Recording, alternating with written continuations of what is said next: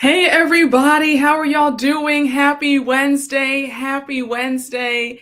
Y'all, I'm so happy to be back on here. I really am. Come on in the room. Come on in the room. It's your girl, the Brooke Ashley. We are here to discuss the Real Housewives of Rhode Island, season 1, episode 7. Lot to get into.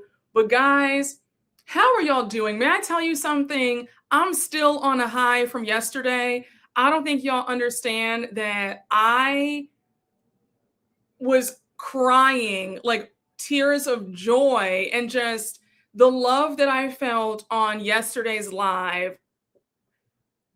I'm still on cloud nine. I had to start this off by saying I am still on cloud nine. I am so happy to see y'all. Y'all, when I tell you, I have to just thank you guys.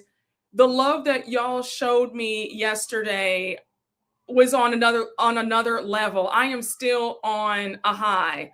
Oh, thank you so much. Oh my gosh, congratulations, Stephen. Apologies for the noise. We have the landscapers out there, they're cutting the grass. The sirens are on. I apologize, but Stephen, congratulations. That is fabulous. Come on, NYU. Come on, master's program. I love it. That is awesome. We have some good news, honey. When I tell you, y'all, I kid you not, we are almost sold out. Y'all showed up. Like I really don't have enough words to say thank you. The love that was in that chat yesterday, the love, I mean, I have goosebumps. I mean, just my phone has been blowing up off the hook. Yesterday, y'all, thank you so much. I've got so many emails from y'all, so much love. Y'all, I'm just, oh, your son's graduating from Penn. Oh, I love, congratulations. Your flight is booked. Oh my gosh. I can't wait to meet y'all. I really can't. I really can't. This is just good news all around, honey. I'm glad you felt the love that you give to all of us. Oh, thank you. Y'all. Oh, come on. That's amazing. Congratulations. That's a huge deal. Congratulations. Y'all, again, I just want to say I love y'all down. Yeah, I had to start off by saying thank you. Like, I could not sleep last night. I was running off of adrenaline. I was just so happy. I was this close to going live at midnight. That's how happy I was. But once again, I want to hold the line. Thank you all so much. Oh, just so you guys know, if you click on the link, hold on. If you click on the link is below in the description box. It is updated. They have the meet and greet option. So you can get the meet and greet. The team is working on the standalone meet and greet option. For those of y'all who bought your tickets yesterday, they're working on, I'm going to send another updated link with the meet and greet option to get separately. Okay. So don't worry. If you already bought your ticket yesterday, don't worry. They're working on a standalone meet and greet option. So you can just add it on to your ticket from yesterday. Okay. So don't worry. Do not worry. All right. Yes. Listen, it is almost sold out. I'm in shock. I'm like, y'all, family members, I'm like, get your ticket because we are literally almost sold out. Almost sold out. I'm blown away. I am blown away. So I can't wait. We're going to have a packed house. Oh, thank you so much. We're going to have a packed house, y'all. You know, it's all right. You will be there in spirit. You will be there in spirit.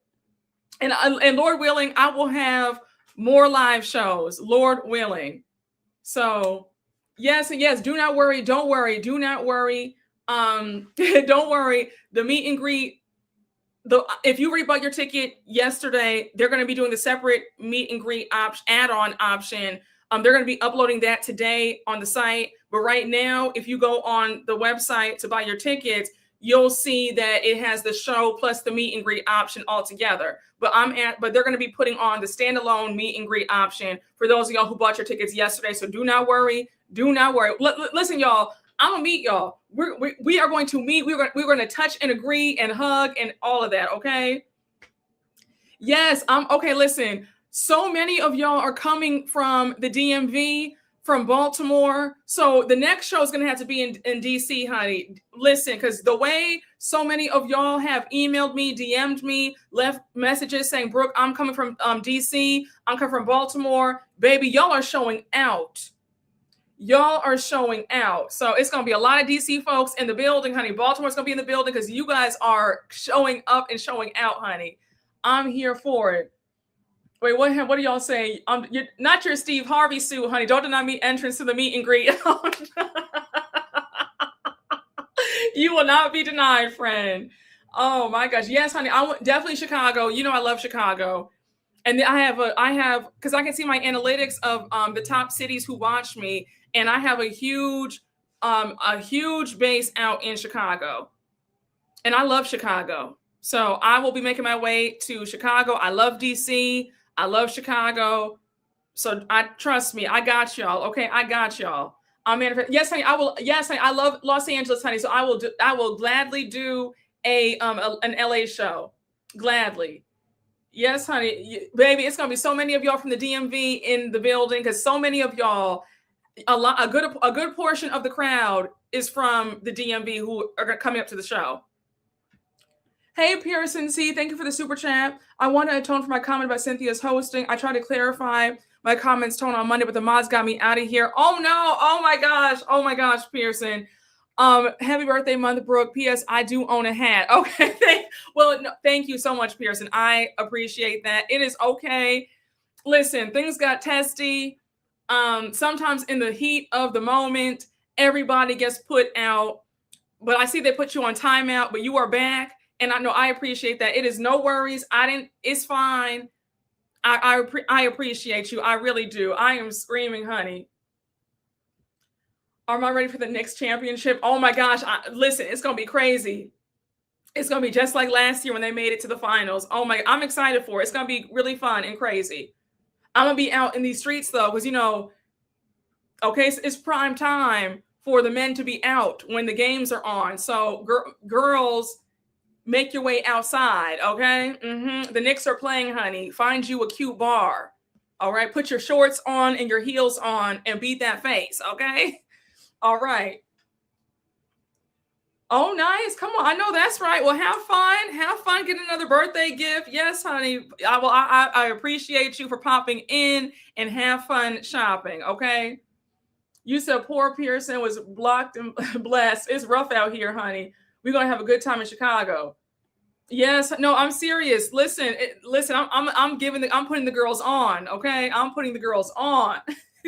Don't ever say I never told you anything. Yes. No, it's true. Listen, get dolled up. Yes, honey. I tell them they don't listen to me though, friend. They don't listen to me. All right, y'all. Let's get into this recap because a lot went on. You do a show in Chicago, I will go to that one too. Okay, yes. Listen, I love Chicago. So I will gladly do a show in Chicago, honey. I love Chicago down. Okay.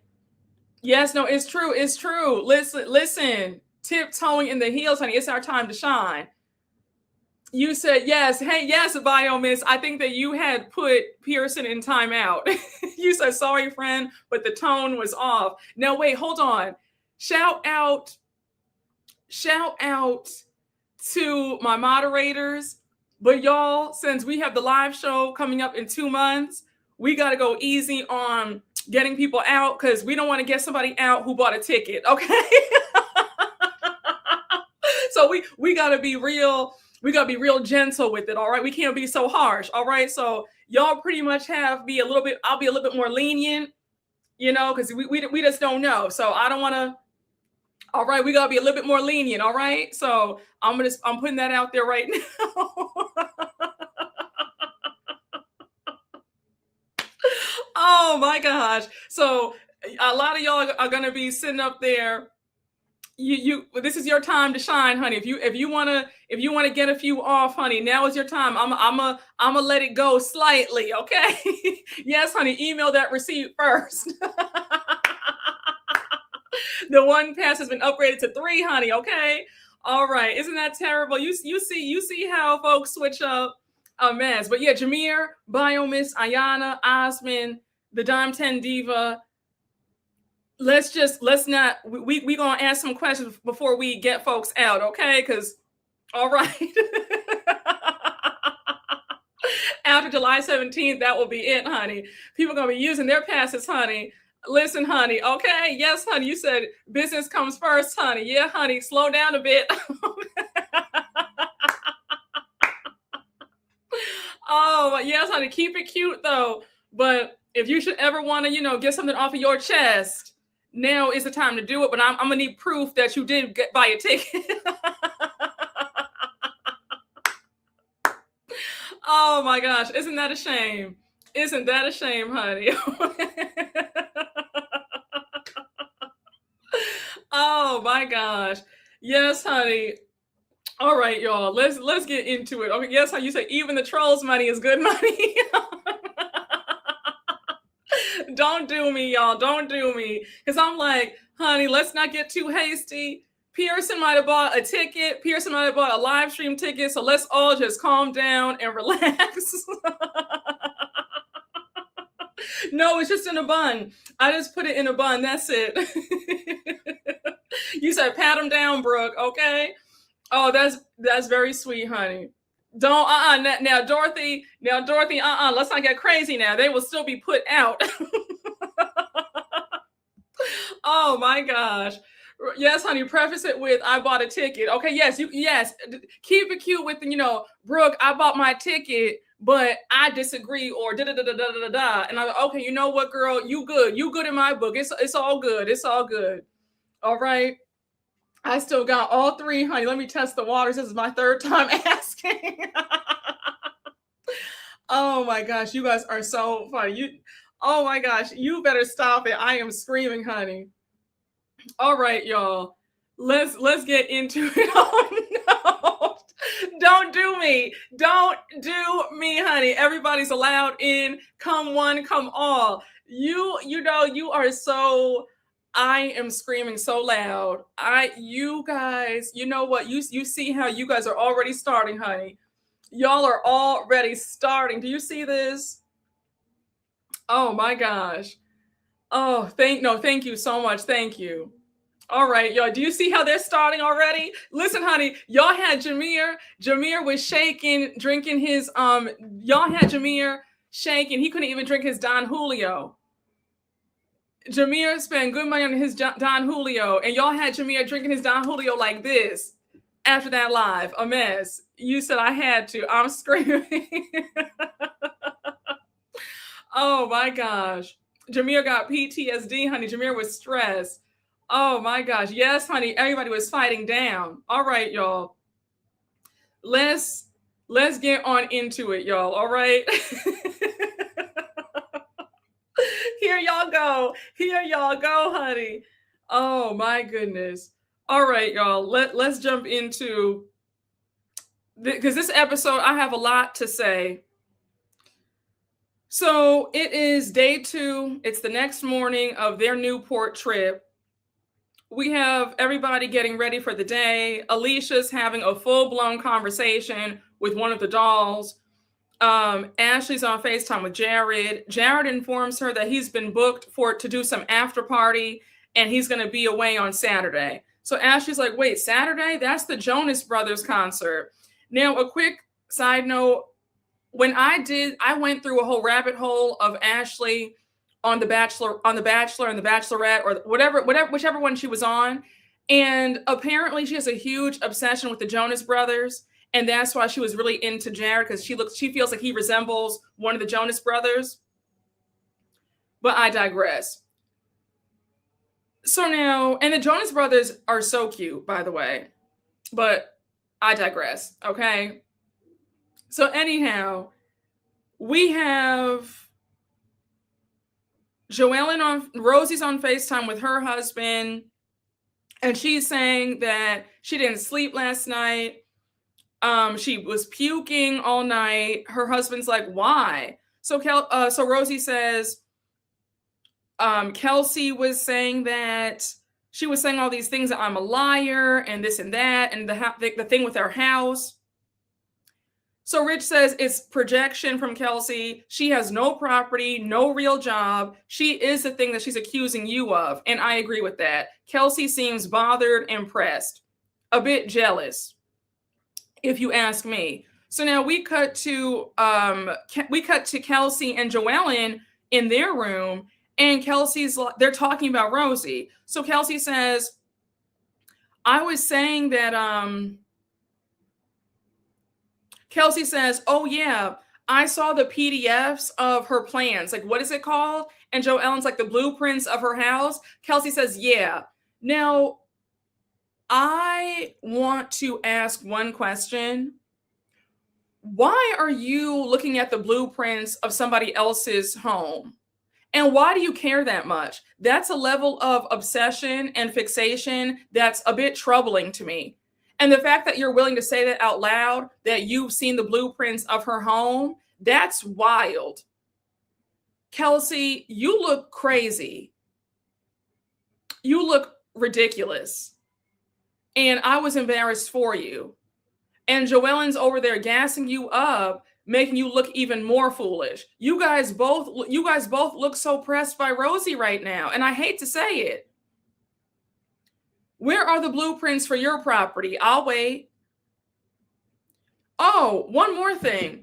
Thank y'all for spilling the tea about Kelsey in my comments in the last recap, because y'all put me on and let me know that Miss Mamas and that man had been broken up a full year before she filmed Rhode Island. So you're over here with this fake storyline. Y'all had already been broken up. He was gracious enough to allow you to film in his home and pretend like you guys were together just for the show, because you had no storyline outside of him. But the fact that, so as a girl, I hope they address this at the reunion, because you're a fraud.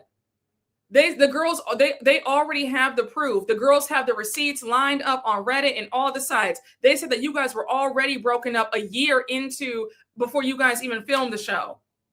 And it makes sense. No wonder why you were over there prancing around with your other boyfriend, Bill, because you know good and well that your boyfriend, well, whatever you want to call him, you know good and well that he would not approve of you having another boyfriend on the side if he were still with you. That's why it all made sense. Because you guys were already broken up. So he didn't care who you were dating because you're no longer with him. But you have this fake storyline. Because I'm being really honest, Kelsey, without this storyline, you don't bring a whole lot to this show. You're kind of dull. A very dull personality. There's nothing really there, if I'm being honest. So, let me just say, allegedly, this is all alleged. But the girls are saying, the streets are saying, with receipts, proof, and timelines, that you guys were already broken up prior to the show being filmed. And you had to call him up and say, hey, can we pretend for another, few months? Because I had to film this show. I need to get on this show. I need to get this watch, though. And he said, sure, why not? So, yes, honey, all that pretending. You said a dull weirdo. She brings nothing. Kelsey Ann Rula can go. Supposedly her sugar daddy's with a young lady who supposedly had his baby. Oh, child. I could live without Kelsey. She's bigger things to worry about. At least Rosie's not to depend on a man for panties and toothpaste. Not you giving Heather her twos, okay? She won't make it to season 3. I kind of feel that way too. I take back what I said, because I was over there saying, oh yeah, Kelsey, you secured a storyline for the next 5 seasons, and baby, this storyline has already petered out. Nobody cares. And it was a lie in the first place. So, yeah, he was going to be in that house anyway. So he was like, yeah, you might as well just lie and film. Exactly. He was with his other girlfriend in Miami. So the time frame worked out perfectly. So just a mess. Yeah, grand opening, grand closing. Yes, the conversation that she was having with him on the couch felt very forced. It did. It wasn't I was thinking in my head, if there's so much love between them, why didn't she say I love you? Like, she ended the call like, okay, bye. It was like, this is kind of weird. Because even if it is an open relationship, you don't say I love you at the end of the call. A mess. So you said out with the functional, honey. He better than me. I'd be like, hell no, you can't bring you not filming in my house if we broken up. In those confessionals, lying straight to the camera. A mess, honey.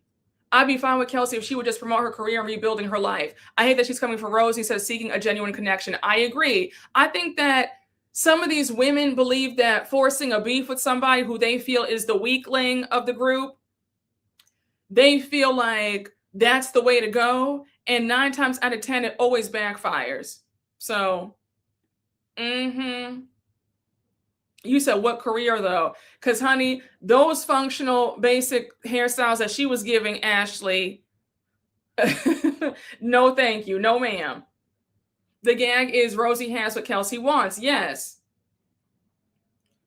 So now it's time for breakfast, and we have them all, making their plates.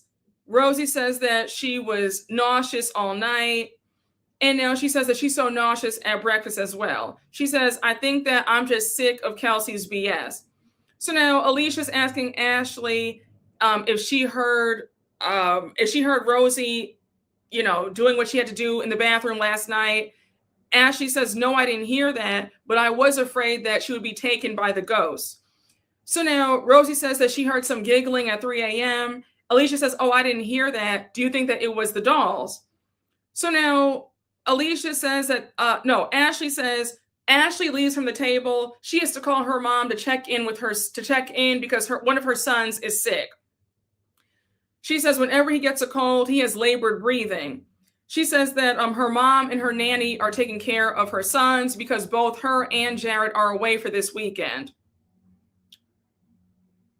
So now Alicia's asking about Rula. She says, do you guys think that Rula's going to show up?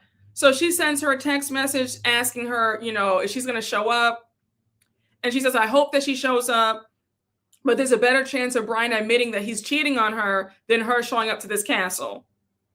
So now we have Kelsey and Joelle join everybody else for breakfast. There's an awkward silence because Rosie and Kelsey got into it the night before. And Rosie says, Kelsey won't even speak or look at me. Now, Rosie, I was irritated when you said hello and you kept saying hello. Just leave it alone. The way I would be paying Kelsey dust. Who is Kelsey in the grand scheme of things? Why are you so pressed to speak to her? I was so irritated. I was like, first of all, Kelsey's in the wrong here. She owes you an apology. Why are you over there feeling weird and scared and awkward around her? She should be on eggshells around you. Not the way I would have been sitting up there eating my breakfast, minding my business, paying both Joelle and Kelsey dust at that table. Rosie, I'm going to need you to just, really be like, girl, I don't really care. You guys don't like me. I don't like you. It is what it is. Yes, when I tell you I would have paid Kelsey dust. Exactly. First of all, she should have kicked Kelsey out of her room when Kelsey barged in like that because her and Joelle were out of order to barge in her room the way they did. Absolutely not. Yes, it would have been very much that. Shout out to New York from Flavor of Love because it would have been very much, yep, I'm saying good morning to everybody else but you. Like, who are you? Like, what? Yes, Rosie is pressed for them to like her. It's annoying. I'm tired of it. So now Kelsey's asking what the plans are for today. Alicia says we have a big water slide in the back. I feel like you girls would love that. Now, Alicia, a quick question. Why did you pick that as an activity and you weren't even there for that? You and Joelle left the castle and you left them there. Like, I don't know. I felt like there could have been a better activity than a water slide in the back. And there wasn't even enough water on the water slide, but I digress. So Liz jumps in and says, we're also going to do a nice boat cruise, which should be really nice. So now there's another awkward silence. And Alicia's asking Kelsey about how she feels because Kelsey was angry last night at dinner. She says, do you feel better? Like you got everything off of your chest. So Kelsey says, well, I think that I was being nice with what I said. Kelsey, you can BS everybody else, but you will not play in our faces. No, ma'am. How dare you? There is no nice or sweet way to say to somebody, oh, I think that you're a fraud and a liar. What are we saying here? And you want to play these games and then get mad when somebody clocks you. And Joelle, for you to sit up there and co-sign Kelsey saying this, like, what are we talking about? Now, if somebody should clock you about being fraudulent with this storyline, with this boyfriend that was no longer your boyfriend when you got on this show, let's talk about that. How dare you act like Rosie should be happy that you gave her a really nice, it wasn't nice, nasty. It was just nasty. There was nothing complimentary about calling somebody a fraud, an exaggerator, and a liar. Because you said it in a sweet voice, stop. We're not going to play these games. No, she really is nuts.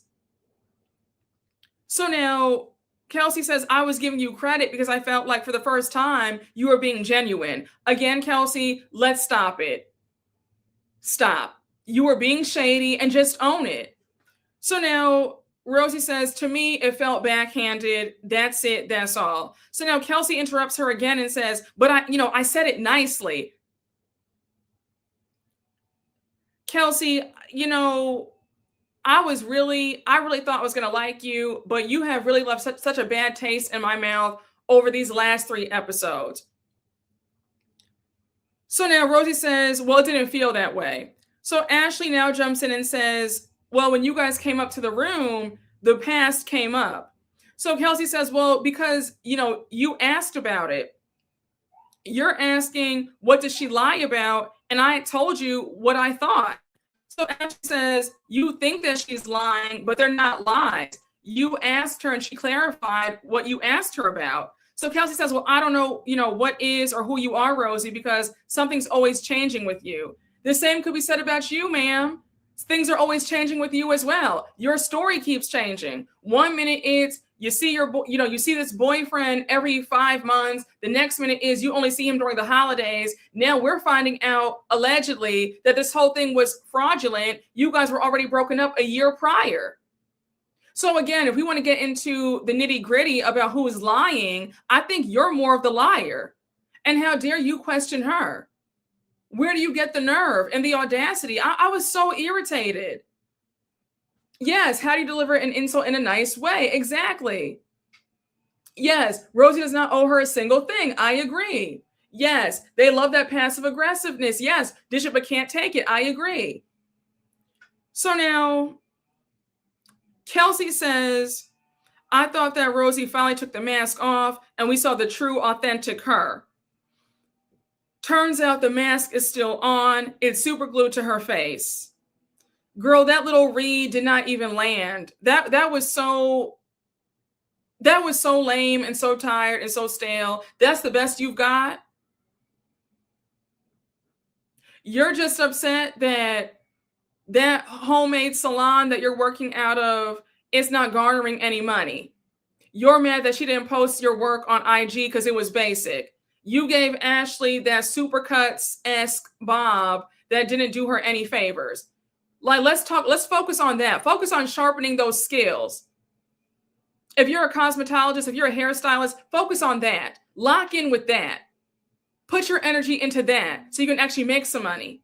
Because the girls out here who actually do hair and makeup, they're actually doing a great job, getting good money for it. You, on the other hand, are giving a very basic 9th grade beat and some simple hair. So enough.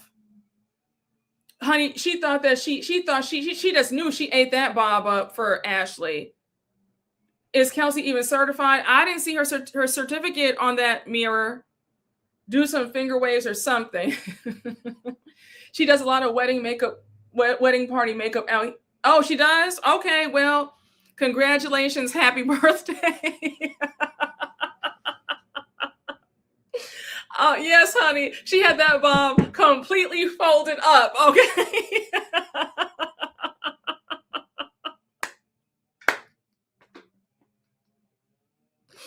Oh, my goodness, honey. You guys are so funny. I would love to see that gift certificate. Okay. Oh, friend, they're asking if you're a client. They want to know how do you know that Kelsey's booking all these clients in Rhode Island, honey? Yes, honey. It's like when your friend curled your hair before homeroom in the bathroom at school. Oh my gosh. You guys are so funny. Well, either way, Kelsey, congratulations. Happy birthday. That's all I've got over here. Little Miss Press and Curl, honey. Y'all will not do this today. Y'all will not do this. Y'all are acting up. So now Rosie's like, look, you obviously don't like me. It's okay. You don't want to believe me. It's fine. Like, I'm good. Everything's good. She says I'm a liar. I'm an exaggerator. At the end of the day, Kelsey, you're a high-end squatter. So I don't care what she thinks because she's delusional. So now Liz jumps in and Liz is like, after whatever the hell went on last night, it seemed like you couldn't shake it off. You didn't walk in here this morning and brush it off. She says this to Rosie. She says, if I'm feeling bitchy, I can't do that. Now, Liz, I like you and all, but sometimes I feel like Liz just rambles and I don't really know what she's talking about. What was the point that she was trying to make about Rosie can't brush it off or she can't do that when she feels bitchy? Like, I was so confused. I just said, am I missing something? What's the point that you're trying to make? And there have been quite a few times where Liz is just talking, I feel to be talking, and I'm not understanding where the point is. Is the point coming? Can we land the plane sometime today? Like, I'm kind of like a little bit confused, but okay. Okay, it does give that Liz doesn't like Rosie. Liz, yeah, okay, I thought it was just me. Liz just be running her mouth, and I'm like, Liz, like, what's the point you're trying to make here? Like, did I miss something? Did I hear that wrong? Okay, yes, it was giving, like, I had 4 question marks over my head, like in the cartoons, like, what is going on? Liz said in the after show that Kelsey is jealous of Rosie. Oh, she said that. Oh, okay. Liz is just a Kelsey stan. Well, apparently not. If Liz is saying in the after show that Kelsey's jealous of Rosie, it seems like Liz does have some sense in the after show. None of the older girls like Rosie. Yes. Yeah. Okay. So Liz had all of us confused. Liz and them gummies be having her gone. Yes. Okay. You feel like she's always high or tipsy. Oh, yeah. It was giving that. So now, no. Liz said Rosie's jealous of Kelsey. Oh, never mind. Oh, so Liz is just running her mouth. Now, Liz, how can you watch? You're watching this air out in real time. How can you say that? It's clear that it's the other way around. Rosie does not display jealousy, in my opinion. It's Kelsey. I'm sorry, Liz. You've lost me. Yeah, no, for real. No, for real. It's hating on what? Hating on this? Now, number 87, she ate that one little thing, honey, because you ate that up. You ate that up.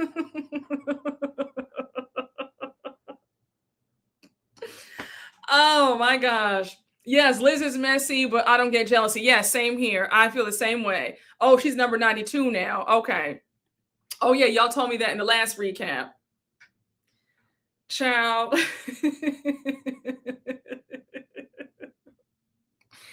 So Liz is just rambling on and on. Alicia interrupts and she's like, wait, is it like a Sasha Fierce thing like Beyonce when she goes on the stage and turns on her thing like Sasha Fierce? So Liz is like, Alicia, can you please stop? Just let me finish my sentence. So Alicia's like, calm down, Liz. So Liz says that Alicia drones on and that sometimes it drives her crazy. She says, I love Alicia. She's hilarious. She cracks me up. But I just want to get my sentence out. Respectfully, Liz, you were saying a whole bunch of nothing. So I wasn't even upset with Alicia interrupting you because nobody understood what you were trying to say. I know interrupting is rude, but in all seriousness though, Liz, I mean, you were rambling on and on. I had no idea what you were talking about. So in all fairness, Alicia was saving all of us from you droning on and on about nothing, respectfully. Yes, it was long-winded word salad. Yes, very much so. Very much so. Alicia was tired of it, honey, because Alicia was like, girl, what are you talking about? Like, can we move this along? Yes, okay, we all see each other. So now, Liz says, when I came to your room last night, you were upset you couldn't talk to us at all. You couldn't turn it on. But that's when I would love to see you turn it on.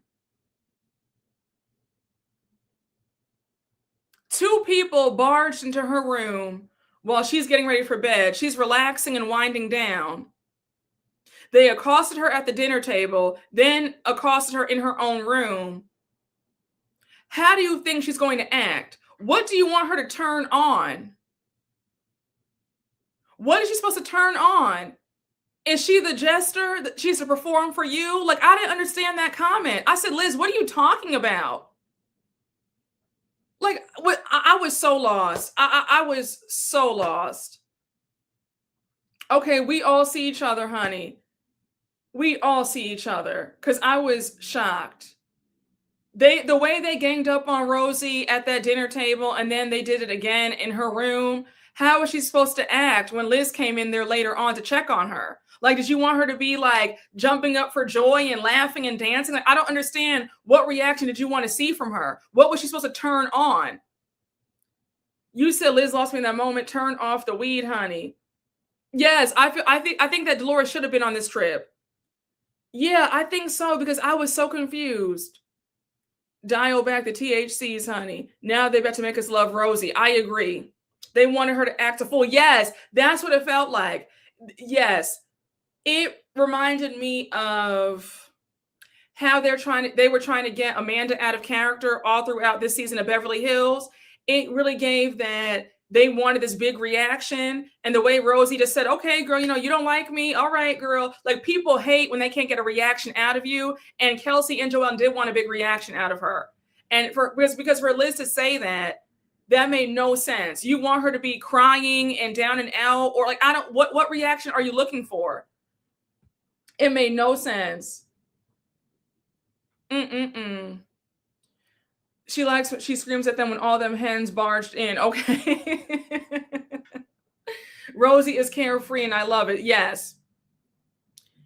So now Ashley jumps in to defend Rosie. And I mean, I think that Ashley, although I think that, Ashley gives us simple life, simple living 101, shout out to the simple girls. I see you.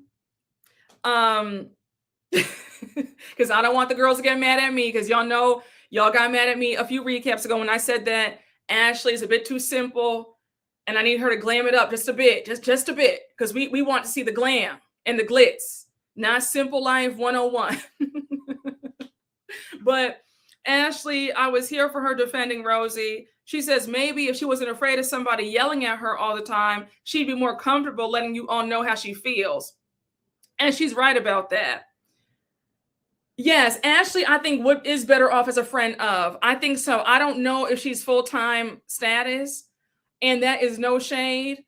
I forget about her. I forget about Miss Ashley. I do. I think that Ashley might be better off as a friend of, and that's okay. That is all right with me. So now she says maybe Rosie needs a little bit of nurture from you guys. So Liz says, no, no, I don't do nurturing. I don't like nurture. No. Joellen's like, yeah, I was going to say the same thing. I don't like all that.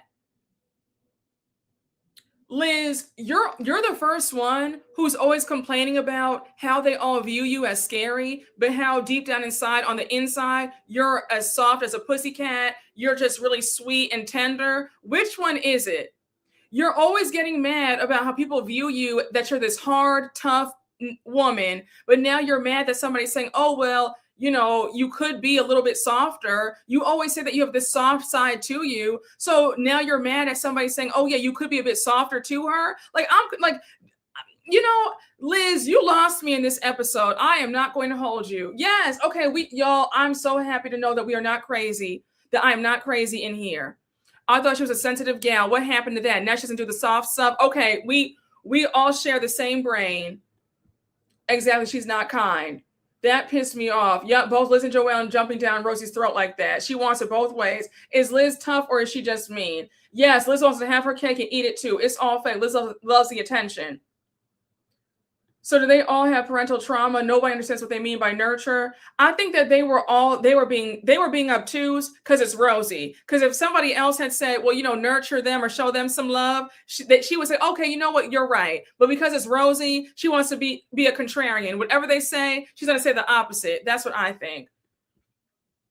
She doesn't know what she wants to be. Where's the soft side? It was very confusing. Okay, the jury's out on Liz. You said she was all over the place. I agree. That was a big red flag for me. Yeah, she ticked down a little for me. Not too much, though. She can bounce back. Yes, the flip is wild. I think she likes being called mean. It might add to her ego. Maybe? But I'm confused, though, because she always gets upset when they call her that. So I don't know what to think anymore. Who doesn't like being nurtured? Exactly. And also, Liz is always talking about how, losing her mom at a young age and her father passed before her wedding. She's always, and how she coddles her daughters. Like, she's always sounds like a softie. So for her to say that, I was really taken aback by that. Yes, like, damn, you don't nurture your friends. Exactly. I still like Liz, but I see her in a different light. Same here. Say, okay, I think we all see each other, y'all. We all see each other. So Liz says, I'd rather have tough love, but the tough love has got to come from somebody I trust, because if I don't trust you, I don't expect any love or nurture.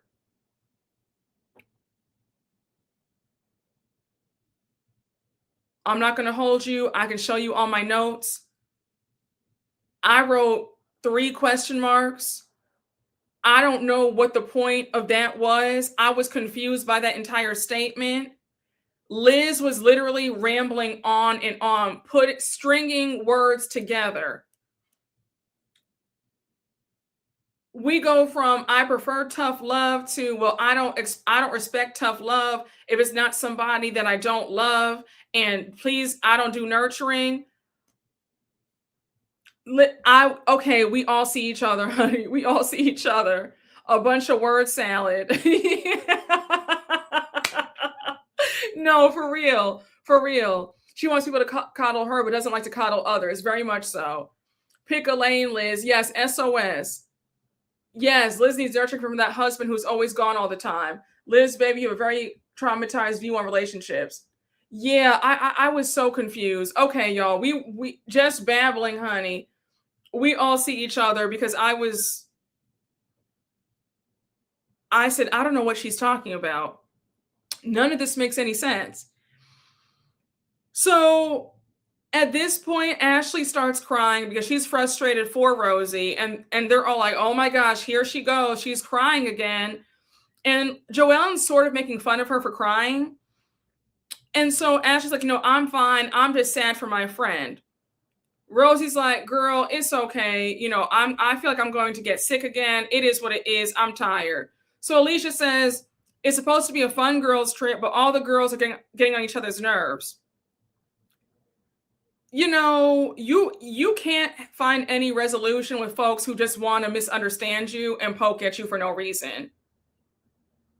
I felt bad for Ashley, because Ashley, like, I get that. When she started crying for Rosie, I understood that, because it's like, you're trying to gaslight my friend, and she's clearly the one who's innocent. Y'all are in the wrong, and now you want to gaslight the both of us like we're both crazy? No, ma'am. So now, the breakfast is over, and wait, hold on. I apologize. Breakfast is over, and now we see Alicia, Kelsey, and Joelle talking in their room. And Alicia says, I think Rosie's very sad today. At breakfast and even last night, she looks weak. She's struggling inside. So now Kelsey says, well, yeah, at dinner, I genuinely meant what I said in a nice way. I think it's really sad and pathetic that you can't just own that you were on some BS and you were being nasty. Why can't you just own that? You're the first one saying you could spot a bullshitter in 2 minutes, and you don't take any BS. Be straight with me. But when it's time to be called out on your BS, you can't own it. You are going to die on this lie that you meant well. You know good and damn well there was nothing sweet, kind, or nice about trying to shade somebody about them being a liar. How do you call somebody a liar in a nice way? Let me know. If there is a way, let me know. Please, let me know. But we're not going to sit up here and insult our intelligence like we're crazy. For you to gaslight the audience and try to convince yourself is some really sad work. It's crazy work, if I'm being honest. Gaslighting 101, exactly. So now, Joellen says she's obviously feeling something internally. Joellen, you want to sit up there and psychoanalyze somebody? Girl, I'm not trying to be funny, but the audacity. You have a lot going on. Okay? You know good and well she's not battling anything internally. It's all about you guys are picking on her for no reason right now. Don't do that. Don't act like she's, battling, some demons or whatever that you guys don't know about. Like, oh, it's not you, Kelsey, it's her. It's an internal thing. No, it's not. She's upset, rightfully so, that y'all are gaslighting her. That's it. Y'all are bullying you're bullying Rosie, and you can't stand 10 toes down in it. I was so annoyed. Yes, Joellen's projecting. I agree. Yes, no, if we're no, and I'm not trying to be funny. I'm not saying this to be mean. But if we're going to talk about somebody needs to go get some help and go see somebody before she talks about anybody else like Rosie, she needs to be the first one on somebody's couch. So I didn't like all that. Oh yeah, well, she's battling something internally. And what about you, Joellen? Yes, you would think so. But you know what? It can go one of two ways, though. It's either you're going to be really kind or just really nasty and vicious towards other women. So, and generally speaking, it veers the opposite way. This whole cast needs a therapist. No, it's true. So now,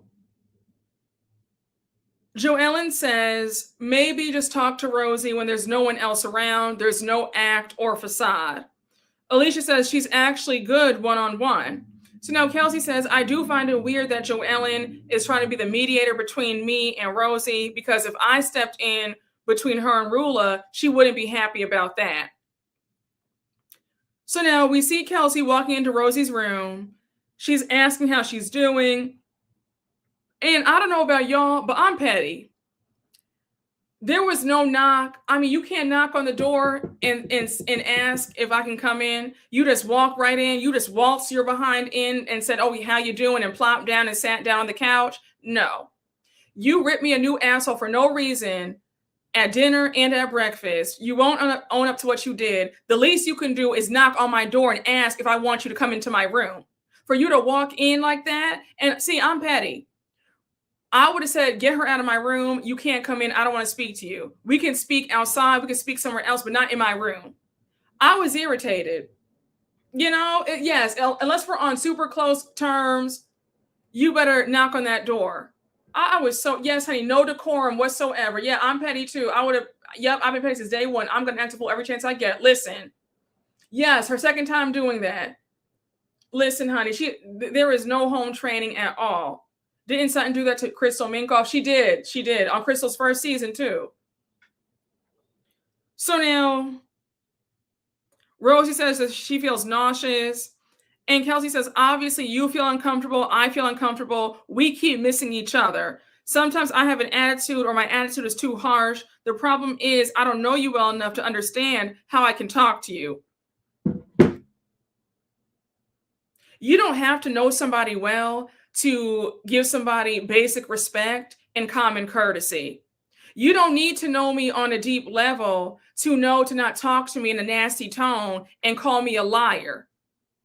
Let's start there. Kelsey, you want to act like there's some force that's pushing you guys apart when it's just you being an asshole for no reason. That's it, and that's all. You just don't like the woman. Just say that. But all of these excuses and this word salad about, well, we just keep missing each other. We're two ships passing in the night. I just don't understand, why I can't talk to you nicely. What are you saying? All you have to do is just be kind, and she'll be kind back to you. You're being rude and nasty. She gives you that same energy or pays you dust. And now you want to say, oh, I don't understand why we keep missing each other. I want us to get along. You know, it does not take, it's not rocket science. Just be kind and friendly, and other folks will be, for the most part, kind or friendly back. Like, when I tell you, I had so much confusion during this first half of the episode because they are sitting up here playing in our faces like we are stupid. I see why our sugar daddy got sick of her. Kelsey wants Rosie's life. Yeah, apologize and start over. No, for real. It is giving that something's wrong. It's really giving something is wrong. It makes no sense. I'm telling you. Yes, the energy you put back will always be sent back to you. It's true. I think Kelsey wants to be a villain because the storyline's not there. It is giving that, but she's not doing a good job as a villain, though. She's flopping as the villain. So now, Rosie says, it's very easy to say that I'm standoffish and look at all this that I've heard about her. But if you're going to do that, then you can't expect me to want to hang out or talk to you or get to know you. And that's fair. If you are already judging somebody, talking about them, dogging them out, you can't be surprised if they don't want to speak to you or be your friend. What are we missing here? Like, what's not clicking? You were mad at this woman when she asked one question about you and this mysterious sugar daddy boyfriend. The same way you were offended by her asking one question, I might ask. You can't be mad if she feels the same in return, if you're lying on her. So now she says that she goes on to say that she shuts down. And now Kelsey says, I genuinely do want to make a connection with you. I don't want the BS or the drama. I would like to be friends. Rosie says a lot of things were said that were hurtful, but I'm still willing to open up. I do want to get along with everybody here, or else I wouldn't be here. She says, I'm cool moving forward. I've wanted to move forward with Kelsey for a long time. Be nice to me. I'll be nice to you. Simple as that. It's not hard. So now Kelsey says, I know I have a very tough exterior. I know my resting bitch face is brutal sometimes. What does it have to do with anything? You're just off-putting and rude. Like, you know, I'm so tired of all these euphemisms for, resting bitch face and this and that. Girl, you're just rude. Like, that's the long and the short of it. You're rude and you're nasty, and that's it. That's all. Let's not have all this flowery language. Oh, you know, my resting bitch face is just so brutal, and, you know, I might look tough and hard on the outside. No, you're just rude and nasty. That's it. That's it. Like, all these excuses, and you just can't say I'm sorry. It's really wild to me. Yes, it's so many excuses, honey. No, for real. No, that's it, and that's all. We don't have to tap dance around it. Just rude and nasty. Yes, talking in circles is true. Yes, we thought that Rose was going to be yes, and now it's Kelsey. 10 years of being alone in that house. Oh my gosh. So now Ashley comes in and she's like, oh, you know, the energy in this room feels a lot lighter. We see that the water slide is all set up for them. And now we see that Alicia and Joellen are going off to leave the mansion just to talk amongst themselves and take a walk. So Alicia says, with Kelsey and Rosie fighting, Liz attacking me, Ashley's crying, me and Joelle need to take a day and get out this house and just have a girls' day, just us two. So Alicia, what was the point of planning this whole water slide if you weren't there? And on top of that, you couldn't pick a better activity. Like, I'm not saying that water slides aren't fun, but the water slide looked kind of stale to me. Like, I don't know. It wasn't giving. Like, where was like a cute little setup for the food for lunch? Where was the champagne? You know, like you guys could have set it up a lot nicer than that. I don't know. I just felt like it kind of fell flat to me, in my opinion. where's the pool and the cabana? Like, I just felt like there could have been a lot more going on, right? Yes, we needed some manis and petty. Yes, it did look scary. The slide looked dry. I saw like a little sprinkling of water. Who wants to go down a dry water slide? Yes, it looked cold and gloomy. Yeah, it was all cloudy, a little childish Potomac tease. No, it did give Potomac. It did give Potomac. It gave 12th birthday party. A spa day yes. Why couldn't we do a spa day? The castle's so big, they could have had massage therapists and Manny and Petty Station set up for them in the castle. Why couldn't we have done that? There's a lot to do in Newport for them to do that. Like, I don't know. Yes, it gave rug burn. I know that slide burned. It did. That slide was last minute AF. Yeah, it kind of gave production threw that together and said, okay, Alicia, say that you set this up for them because we have nothing for y'all. I mean, they were better off going out for lunch at one of the restaurants in Newport. Like, we could have done that. That's the best you guys had? I don't know. It gave Potomac Family Fun Day. It did. And I'm sorry, that slide looked dry. That slide looked so dry. I did not see any water. There was only water at the bottom. But when they slid down, there was no water. I said, damn. So anyhow, we have Alicia and Joellen in the car on their way to the park. And they're asking the driver if he's ever picked or dropped off anybody at the castle. And the chauffeur says, yeah, actually, I used to live here. So we find out that he lived there during college. Him and his roommates were on the top floor, and he saw some paranormal activity. He said that where they lived, a nun who used to live there hung herself. I said, you couldn't just live in one of the college dorms? An off-campus apartment wasn't good enough? You want to live in some abandoned castle where a nun took her life? Really? Like, I guess I would have been out of there immediately. So now, Alicia says that the ghost stuff does not scare her at all. She's more scared of dirty linens, dirty comforters, dirty sheets, rodents and all that. I low-key screamed because I thought about our conversation on Monday when we were talking about Atlanta and the whole room debacle with Shamia and Kelly on their trip in Dallas, and how some of y'all tried to come for me.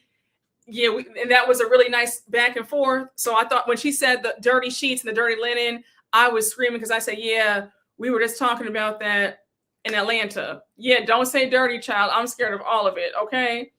But yeah, the timing is crazy. Oh, okay. Let's really get into it. Biomiss, you are on a roll today. Let's really get into it because that is the God's honest truth. Oh my gosh. Listen, you know me too well. You know me too well, friend. I would have been up out of there. Okay. So now we're back at the castle, and Rosie's on the slip and slide. She's having a good time. And she's like, I'm so happy that we're doing this. And now we see Liz and Ashley watching Rosie and Kelsey on the slip and slide together. So Liz is a little bit annoyed by this whole slip and slide activity. She's like, this is kind of the antithesis of what I would do in a castle, but okay. Again, Liz, if I were you, I would have said, girls, let's do a spa day or something. Like, I would not have put up with this slip and slide as the only activity for the afternoon, but that's just me. So now we jump back to Joellen and Alicia on their walk, and we learn a lot more about Joellen. And I have to say, Joellen,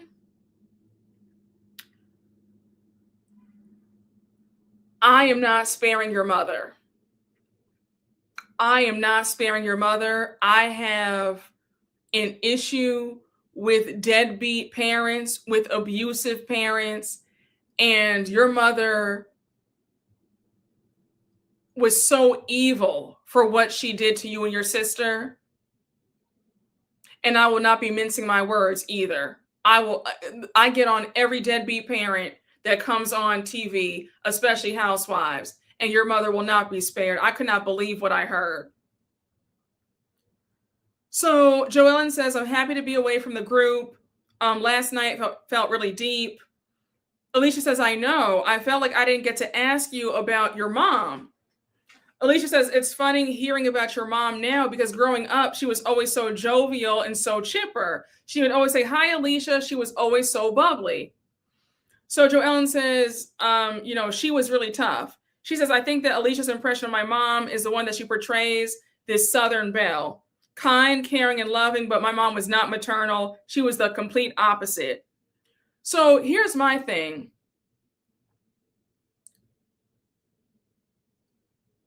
Abusive parents, how do you feel right to be a terror to your children, but sweet to everybody else on the outside? Like, I need somebody help me understand how you were able to reconcile that in your brain. You give your children the worst parts of you, the most demonic parts, but yet you pretend in front of the world like you are the world's best parent, the most loving parent. You don't feel crazy knowing that you are acting like that doesn't feel like I have to understand that.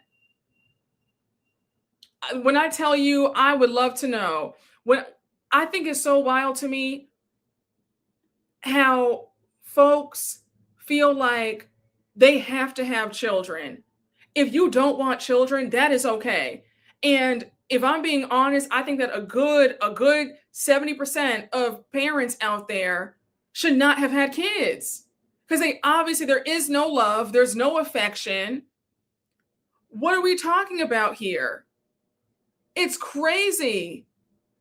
And the more that Joellen spoke on her mother, I was getting angrier and angrier by the minute. Oh, wow. I am so sorry to hear that. You said you were raised by a narcissistic mother. It's a whole gaslight. We didn't have a childhood. I am so sorry to hear that. I am so sorry to hear that. And my blood is boiling for you. Ugh. They do act like it's mandatory. It's true. Sometimes siblings can have a different experience in the same household. Many people do this. They don't like their own children. No, a good majority, I feel. Because, I mean, the stories that you hear about so many kids who were neglected, I'm like, what is going on? You hear stories of people's mothers choosing the men over them. Mothers kicking out their daughters so they have a new boyfriend in the house. Wild. You said I'm be the one to say Joellen's mother might be worse than Muzzy and Reba. Hearing what Joellen shared, you might be right. Like because the thought came in my mind, I was like, wow, this maybe might have been a bit worse than, I think Muzzy's top 2 and she's not 2, but Joellen's mom and Muzzy might be tied for first place.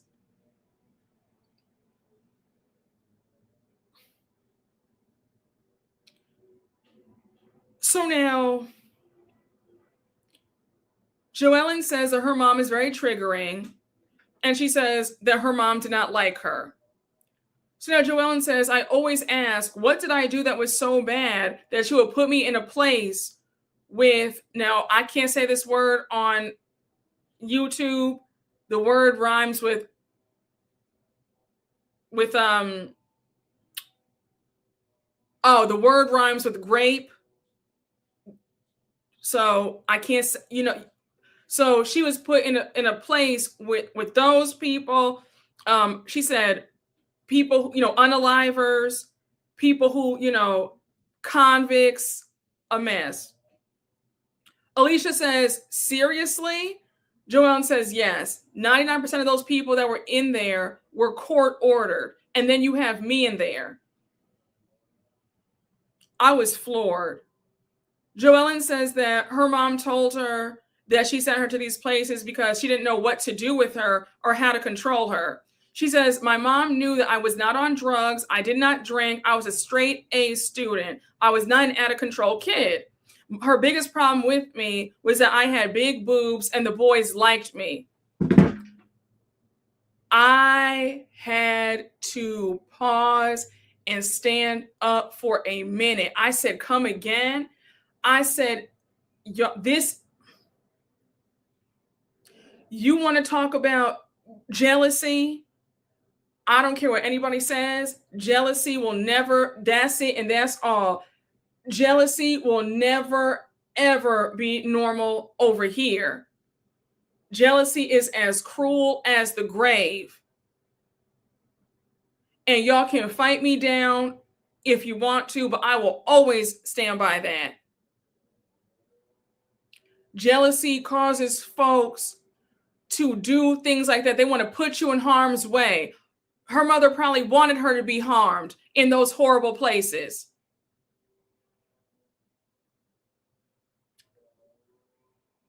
Her mother will know no peace with this. I mean, how do you do that to your own daughter? She was a good kid, good student, not doing anything, just evil. And then when Joellen said she thought that I was promiscuous, even though I wasn't even doing anything, I was in 7th grade, mind you, like I wasn't even, what? Also, let's just say, even if your child is sleeping with a boy in middle school or high school, you don't do that. Like, are you insane?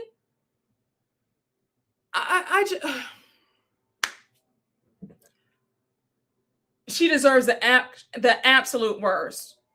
Yes. When I'm the way I'm about to be, I am going to be hollering when they get to that episode where she has a conversation with her mom and confronts her mom, and her mom tries to gaslight her like this never happened. The way I'm going to be tearing her mother up even more. Joellen, if I were you, there would be no relationship. She would not see those grandkids. We would not be talking.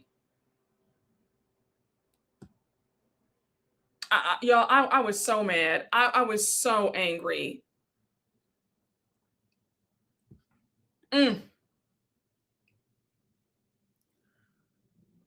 So Alicia says, I remember when you went away because your sister Jen went away first. Joellen says, yeah, Jen went first, and then she sent me away 3 times. So it seems like the mom didn't like either one of them.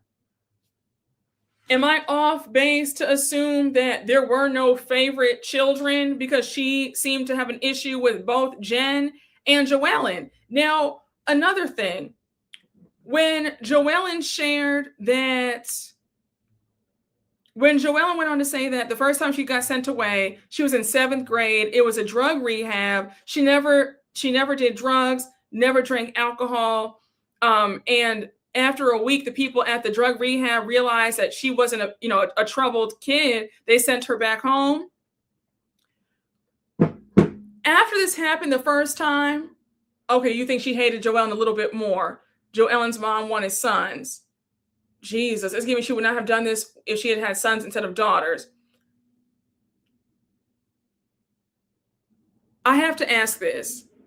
We know that Joellen praises that her and Jen's grandfather, he was a second dad to them. He loved them.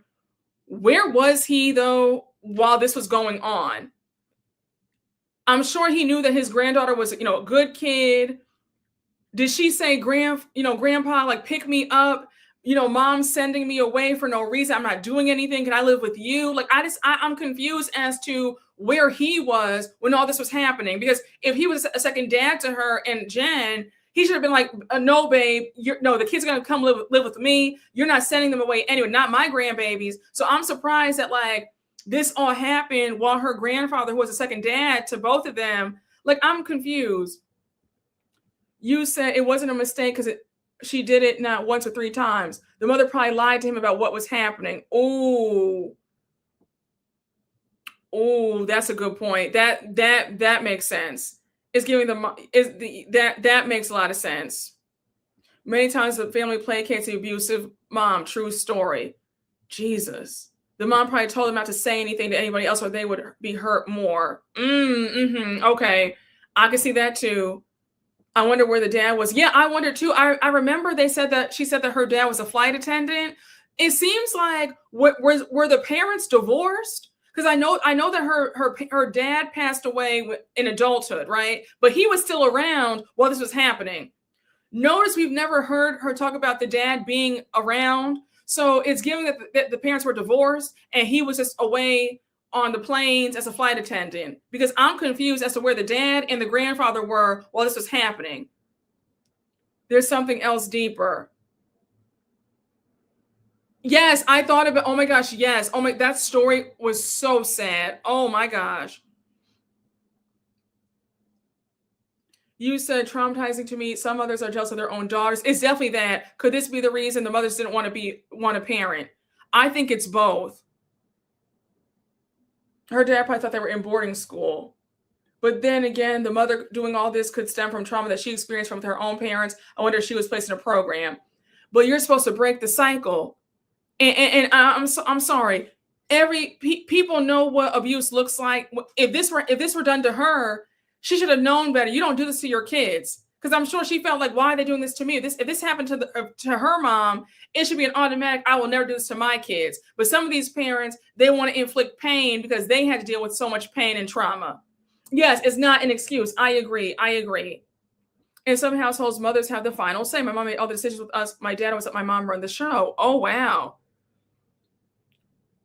My mom probably said that they were at camp. Jesus. Child, that's what it's giving. I wasn't it. No, I didn't say that you were excusing it. I think that we were all just saying, we were all just adding on to your point. But no, we know that you weren't excusing it. I mean, I know that you weren't excusing it. It's giving the mother couldn't be bothered to look after them and probably just use minor behavioral issues as an excuse to get rid of them. Yeah, it does give that.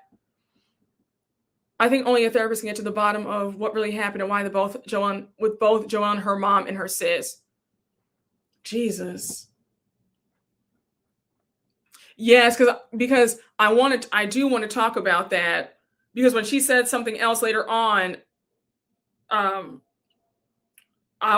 something that Joanne said during this conversation led me to believe that she was alluding to something did happen. And my heart was beating out of his chest. Oh my gosh, y'all. I was so angry. So now she says that the second time she went away, it was for a month. No, it was for a month and a half, 2 months. That place was really rough. She says, but the third place was really rough. It was the worst. She says that was the one that her mom ended up giving partial custody to the state because her insurance stopped paying. So I'm confused. What does that mean by giving custody to the state? I was confused by that. Somebody help me out. What does that mean? Like, she relinquished all her rights as a parent? Honey, she is beyond raggedy. That was very alarming when she said that. She became a ward of the state. Jesus, so the state would pay. She temporarily gave the state guardianship. Oh my gosh, it was confusing. Yes, she did partial rights. Jesus. So now she says, thank you all for clarifying. I just had to make sure. I appreciate y'all for letting me know. So she says she was there a little over a year. Alicia's like, wait, what? Over a year? Are you kidding? What grade were you in when this happened? Joanne says, yeah, it was over a year. I was in 9th grade. She says it was not normal and not a good place at all. She says the third time she was sent away, her mom referred to it as a boarding school, but it was not a boarding school. She says that you had kids, doing this to their wrists. I'm not going to say it, but because you can't, I don't know, you can't say that on YouTube. But she says, kids were in there doing that to themselves. Kids were trying to unalive themselves. And then when she said there were also male and female predators.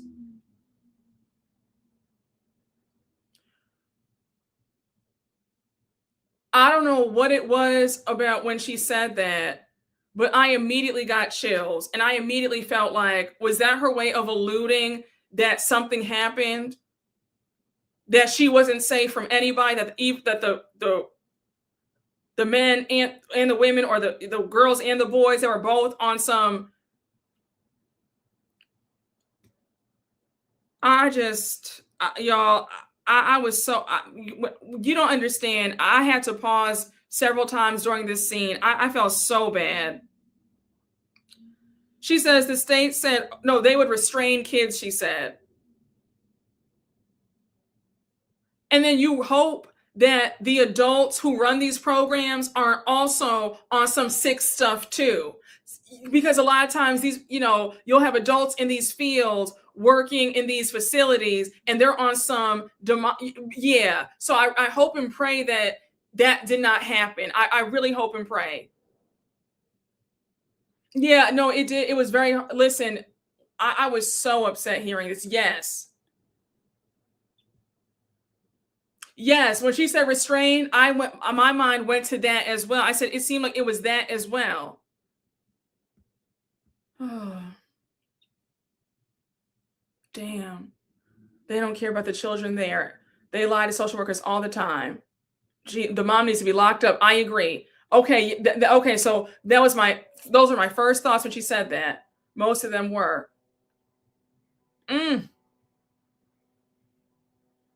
Jesus. She was likely in a place for youth with various mental health diagnoses. Yeah, that's what it seems like. The restraint is a legal tactic that requires training. That's what I'm talking about. Like, my mind, I can't even, like, if I feel slighted over the simplest thing, I'll cut somebody off. I couldn't imagine being harmed to the utmost degree. And I'm still talking to you, and you're around my children, and I'm probably paying your bills, making sure the food's in your house. The way I would let her starve, the way she could never speak to me again, the way that every time I saw her, I probably would have to put hands on her. I'm being so honest right now. I know I'm being so honest right now. Hands would probably be put, like, there are certain scenarios that are so extreme that if somebody put hands on, like, I just, because for you to, you could have ruined your daughter's lives. Like, when you hear stories of, like, kids snapping because a parent was abusive, I can't, because how could you do this? Okay, so thank you thank you that we see each other on this. Like, it's nice to know that I'm not crazy, that I'm just being very honest. You said you're no contact for less.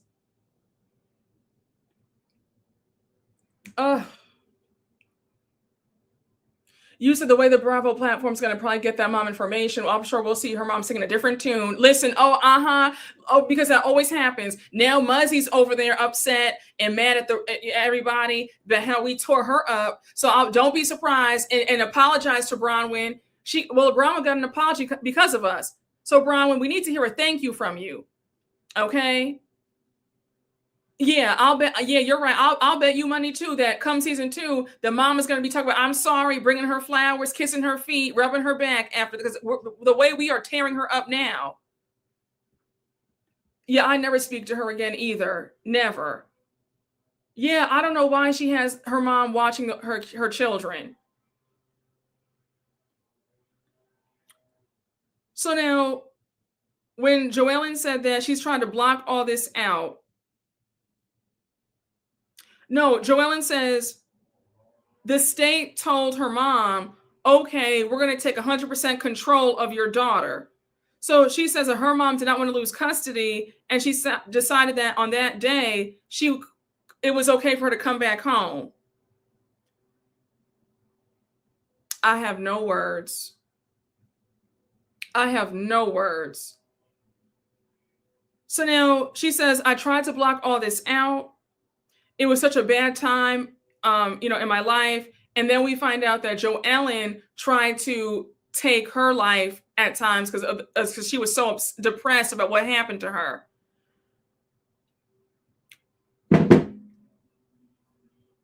What are these parents going to say when it's time for them to stand before the Lord? What are they going to say? Like, if you believe in God, like, and you believe you're going to see him when you meet him one day, what are you going to say to God about why you were a POS and abusive to what are you going to say? Like, God views parenthood as like very, very important. So what are you going to say about you were horrible to your children? You were a deadbeat parent. What are you going to say? What can you say to God? What excuse can you give to the Lord about why you did that to your kids? Like, I'm getting so mad right now. What are you going to say for yourself?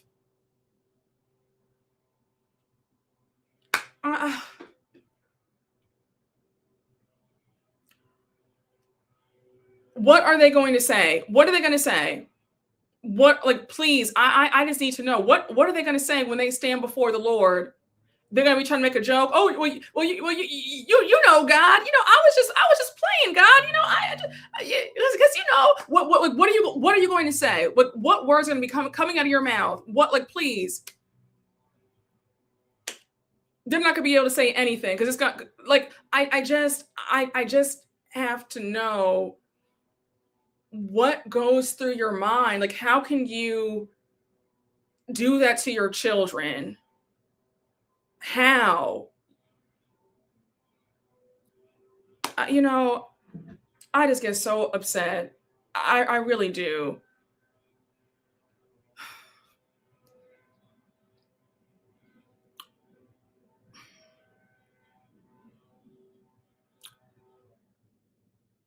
So she says that she viewed death as better than living with her mom. And that's really sad. That shows the true evil of her mother, that she thought that not being here would be better than being back there. Wow. Now hold on. I saw Joellen was in the clubhouse on Sunday, and Andy brought up the heaviness of the episode, and he was asking Joellen, what has her mom seen the episode? What does her mom think of this? And Joellen says, it's been hard. It's been hard. And I said, Joellen, the only person who should be feeling embarrassed and ashamed of herself should be your mother. You did nothing wrong. You have every right to air out your story and tell the truth about what happened. You have every right to tell your mom the way she did you. Now you're getting your lick back. You're putting your mom on blast, as you should. People don't get the right to be abusive and harm people and violate their own children and then walk off scot-free. That's not how this works. You had your sick, twisted fun in the first half, so now she's going to get hers on the back end.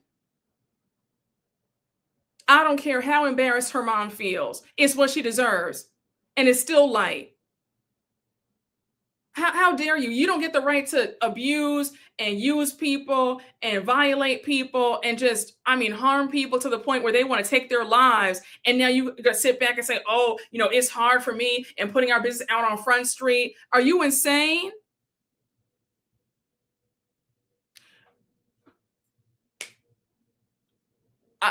Joellen, keep airing it out. Keep airing it out. And I don't care. I don't give a damn how your mother feels about it.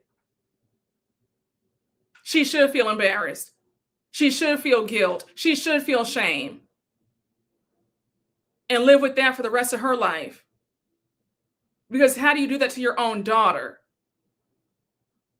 And the same way we tore Muzzy and Reba up, we're going to tear her up again and again and again. So, exactly.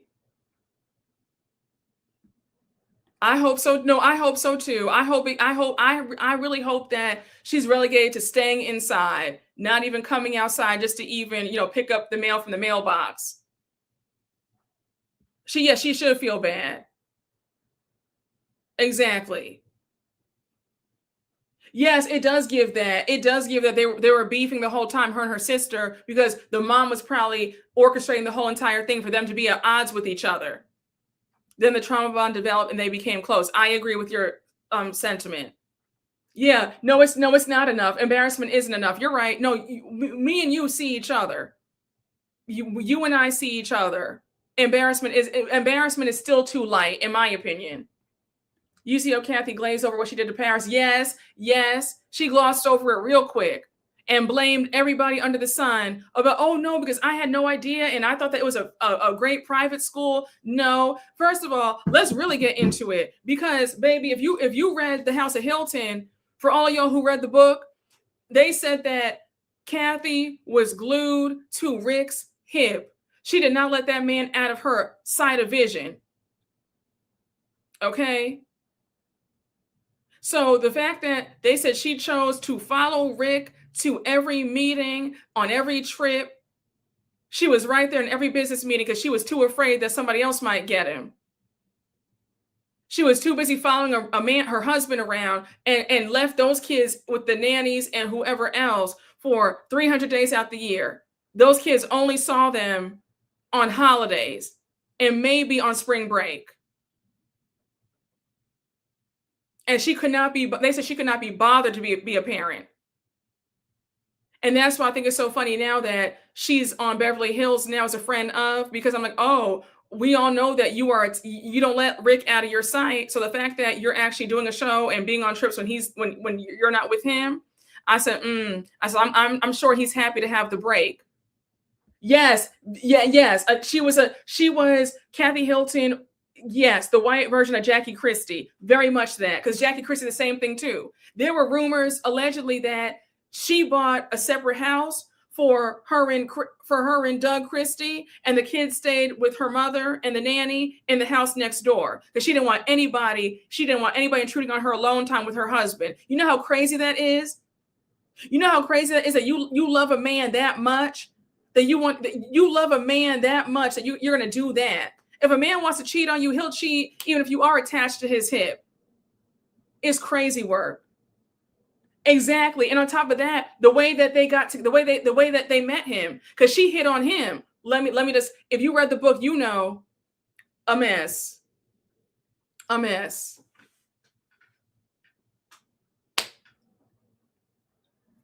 Yeah, she didn't. And that's why her eyes were glossed over. And she only apologized to Paris Hilton because the public was giving her such grief about what happened. She didn't even want to apologize to Paris about the abuse that Paris faced up in that crazy school. She was more mad at Paris that Paris even brought this to the forefront. She was like, girl, why you got to air in our business, girl? A mess.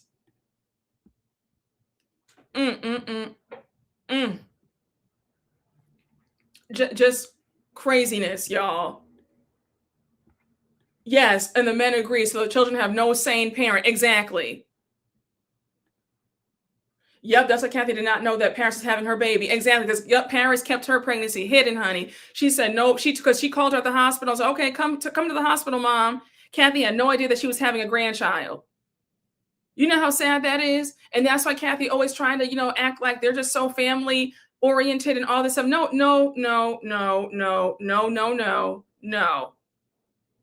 And Paris has her mess with her because she was over there racist and calling Black folks the N-words and all this stuff. So, Paris is full of it too. But yeah. She wants to play happy family, but there was a lot of mess with the Hiltons, a lot of mess with them. And she's trying to revamp her image now in Beverly Hills, trying to act so funny and down to earth, but it's all an act. Yes, very much so. Very much so. Because she's trying to wipe away the pain of the past. She wants us all to forget that, girl, it's not really all that. Yep, very much. That's it, and that's all. Yes, please get into the House of Hilton because they go into detail about how Big Kathy was the one who because Rick Hilton went to the University of Colorado, and shout out. And it's funny because I noticed that Kyle's youngest daughter Portia just announced that she's going to that same school. I said, "Oh, isn't that funny?" That's the school that Deion Sanders coaches for. But I digress. So anyhow, in the book detailed that it was kind of desperado. You know how I always say that you don't hit on a man. Yeah, like you don't force a man to want you. Yeah, so just read the book. Yeah. Mm-hmm. And then when they got married, following him around everywhere, just joint at the hip, honey. Mess, allegedly, according to the book.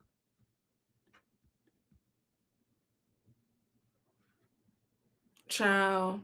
Yes, they're using Bravo Housewives as PR mediums to clean up their reputations. Yes, very much so. Very much so. The House of Hilton. The House of Hilton. Oh,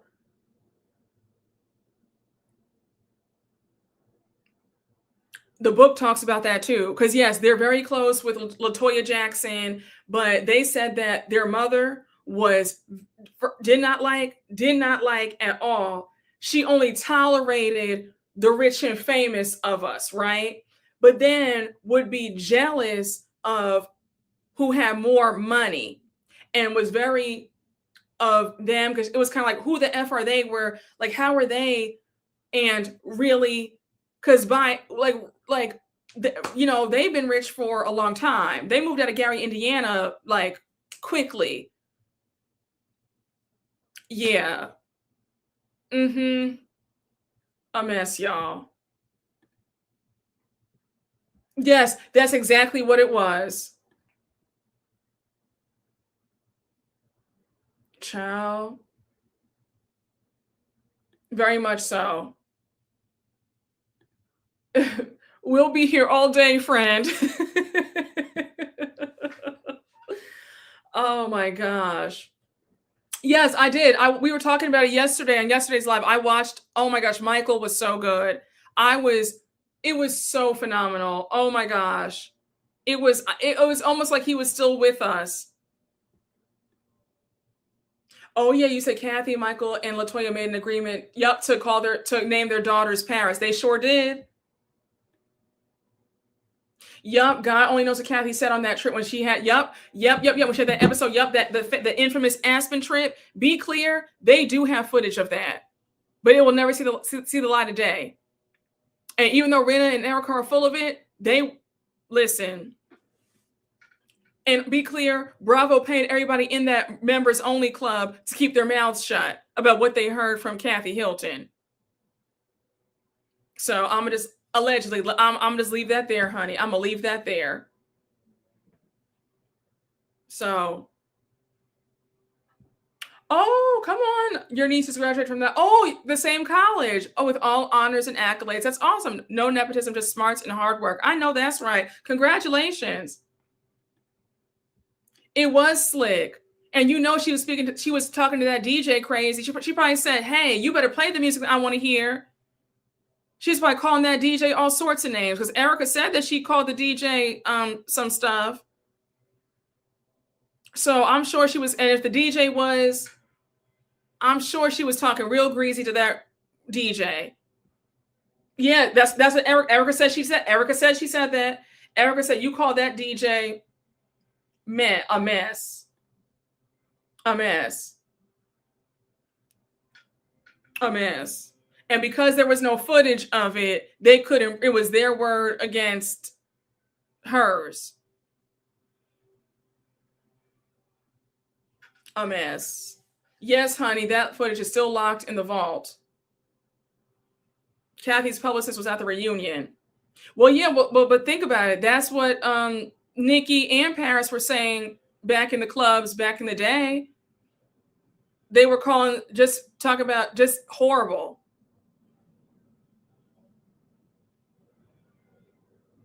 Mm-mm-mm. There never being the allegations. Well, there's a video from the early 2000s of when Nikki and Paris were in a club, and there are these two black girls. They're like dancing, having a good time, minding their business, like we usually are, minding their business, having fun, not bothering anybody. And it's a hot club in LA. And I think that they were like dancing over like in their section. And so you have Paris and Nikki like, ew, like get these two out of here. These two for no reason. And the girls are like, we didn't even do anything to y'all. Like, what is this? Just hateful. And Paris gave that weak apology because the video recirculated a few years ago, and she apologized, gave the weakest apology, I might add. But yeah, so like mother, like daughters, a mess. Oh, they were at Ladue in Hollywood, a mess. Like daughters, like mother.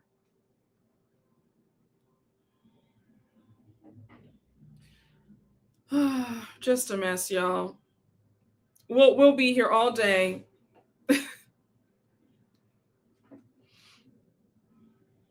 Not me, girl.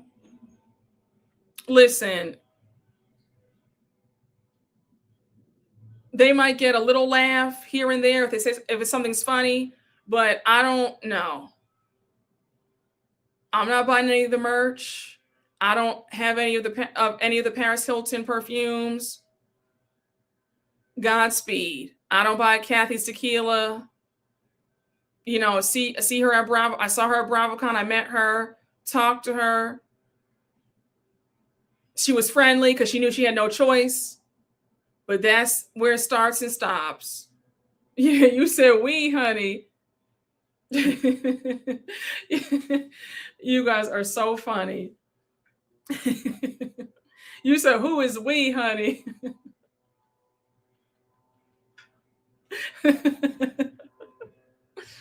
Oh my gosh. You said my boyfriend saw a Paris Hilton knife holder while we were shopping on Mother's Day, and I was laughing so hard because it was so cheap. I'm sure it was just probably marked down to $7.99.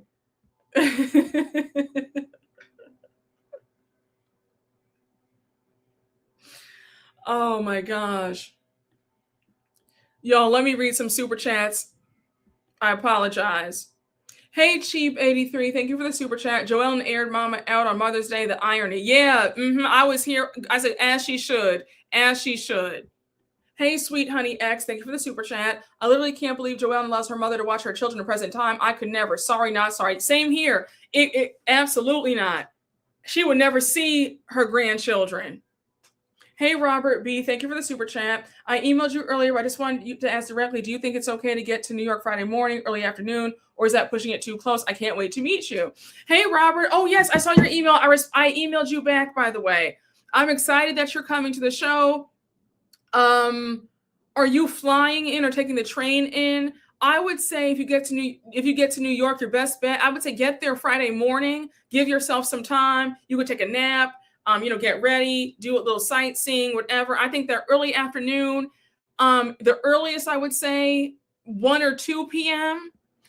You don't want to be stuck in traffic. So I would say either Friday morning is ideal or early afternoon, like 1 or 2. Okay. I think that's good.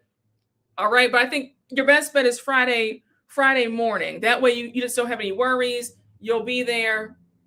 And you won't have to, you can sightsee, yes, explore New York, all that stuff. Yes, explore the city. You said it's hard, especially when you have no other family. Speaking from my own experience, they're usually the only option. They usually work extra hard to be better grandmas to fulfill the image. Wow. Oh, wow. That's wild, though. I'm so sorry to hear that. But is there any guilt about... Has there been an apology? Because that mean, is there guilt about they treating their grandkids better than their kids? Like, I just can't wrap my head around this, Oh, I'm really sorry to hear that. Hey, Darkchild99, thank you for the super chat. Breaking the cycle. Very true, relatable point, Brooke. My paternal grandfather was a deadbeat to my dad. I'm sorry to hear that. And my dad said he vowed to never do that to me. See, that's what I'm talking about. I'm extremely thankful that he and my mom gave me a perfect childhood. I'm so happy to hear that. I'm so happy to hear that. And that's how it should be. Hey, sweet honey X, thank you for the super chat. Do you think Alicia was empathetic to Joellen when she was sharing her trauma? I felt like Alicia kept repeating Joellen's mom was so nice to everybody else. I think that, yeah, Alicia was empathetic because Alicia was crying at one point. And then on top of that, I think Alicia was just so shocked at the evil. I think because she kept saying, I just can't believe this. I can't believe that your mom was like this. I think that she was empathetic because she was crying. I think it was just shock at like, I can't believe that somebody that I knew growing up was dealing with all this hell. Like, who knew that it was that bad? You know what I'm saying? You said your grandma was one of them. I love her, but she was no good to my mom and uncle. Wow.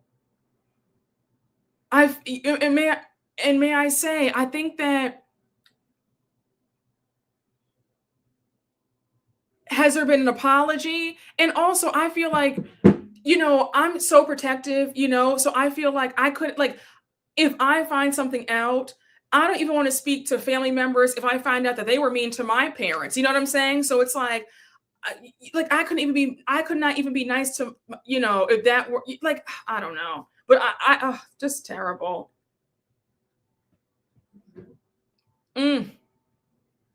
Alicia can always speak to what she knows. Clearly this was happening behind doors. You said same here. Your dad's dad was a deadbeat. My grandma took credit cards out in my dad's name. Not mine. She was a bad mom and she's a bad grandma. Oh, wow. My grandmother said things about my mom to me that I'll never tell my mom. Just hurtful. What?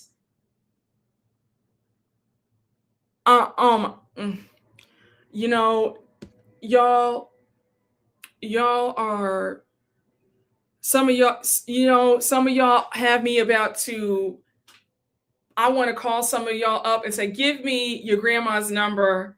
Give me so-and-so's number. I will call them up and wear them out for you. Because I'm really getting mad.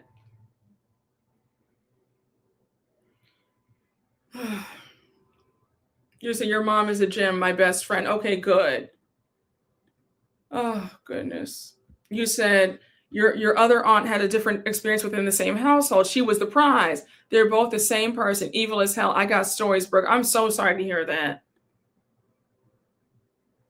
Wow, you said your parents were well known and respected in Rhode Island. Nobody would believe you if you told how they treated you behind closed doors. I'm so sorry to hear this. Yeah, same here. Like, no, I'm very much like, literally, that's why my mom won't tell me things. Like, I'm just very much like, I will never, and I will say something too. Like, I don't believe in, you can't say anything because they're older, they're elders. I'll be like, no, wait, oh, you said what to my mom when she was like, wait, what? Like, oh, I don't care if it was 40 years ago. I don't care how long it was. I will stop. Babe, I will hold a grudge for my family. Like, please. My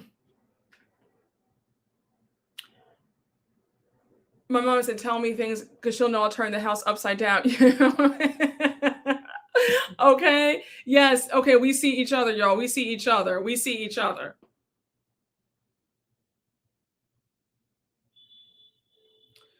So, y'all, yeah, I cussed out my teacher after she got smart with my mom on Facebook. Yeah. No, it's true.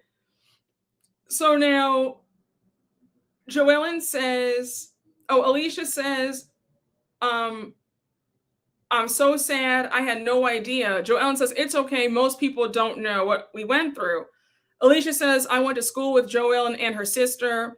And I remember when they left during the school year, it was talked about, but nobody knew the extent of what happened. We didn't want to overstep. We didn't want to overstep boundaries. And that's understandable.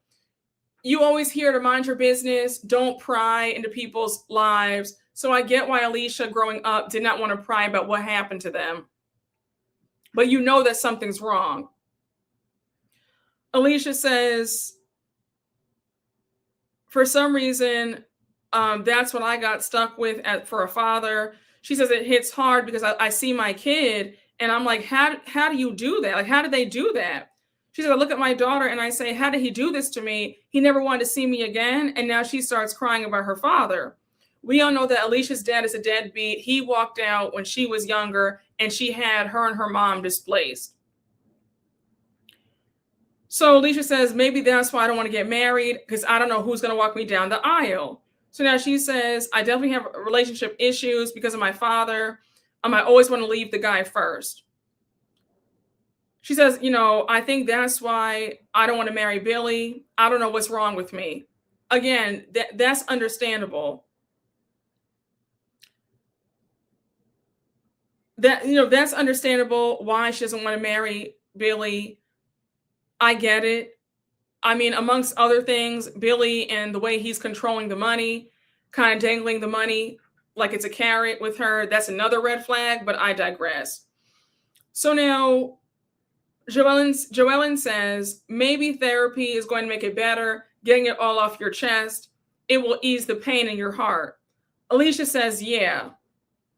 I will say, Joellen, I don't know if you've gone to therapy, but therapy would also help you too. So Joellen says, hearing from Alicia and seeing the pain that she's been through with her father, it makes me feel more relatable to have somebody else that understands what I've been through. So she says, this conversation brings us together. They both hug each other. Joellen says, let's break the effing cycle. And they seem to be great moms. So I think that they are breaking the cycle. I will say, Rhode Island really is killing it when it comes to the personal backstory, real moments. This scene, they really opened up. And again, my heart broke for the both of them. So now they get back in the car to head back to the castle, and Alicia's reading Rula's text, because remember she texted Rula earlier that morning to see if she was coming to join them, and Rula wrote back, "Hey doll, feeling like ish. Her entire body's been in pain. I was looking forward to going, but I'm not going to be able to make it." So Joellen says, it seems like Rula always has a lot of health challenges. Alicia says, I have no idea what to say. So now we see a short scene with Rula at home. She's in bed, all laid up. Brian's in the kitchen making tea, and the kids are coloring. I will say Rula and Brian have some really cute kids. They're adorable. And I feel bad that they have to be in a house where their father is a serial cheater. Very sad. So now, Brian trying to play like he's a doting husband, pathetic. That weak kiss on the forehead he gave her, I said, you can see it all over his face. He'd rather be with his girlfriend. Very sad. So Rula says that she's struggling. She says the day before the girls' trip, she was coming down with something, didn't feel like herself. Her head was pounding. She couldn't speak. She had a fever spike, couldn't pick her head up, couldn't hold her head up. She had trouble looking at the light, couldn't walk, ended up in the ER, and had to be taken by rescue. I said, Rula has every ailment known to man. Rula, you want to live like this? You honestly want to live like this? Hiding your head in the sand and coming up with new ailments and sicknesses for this man to stay home and dote on you?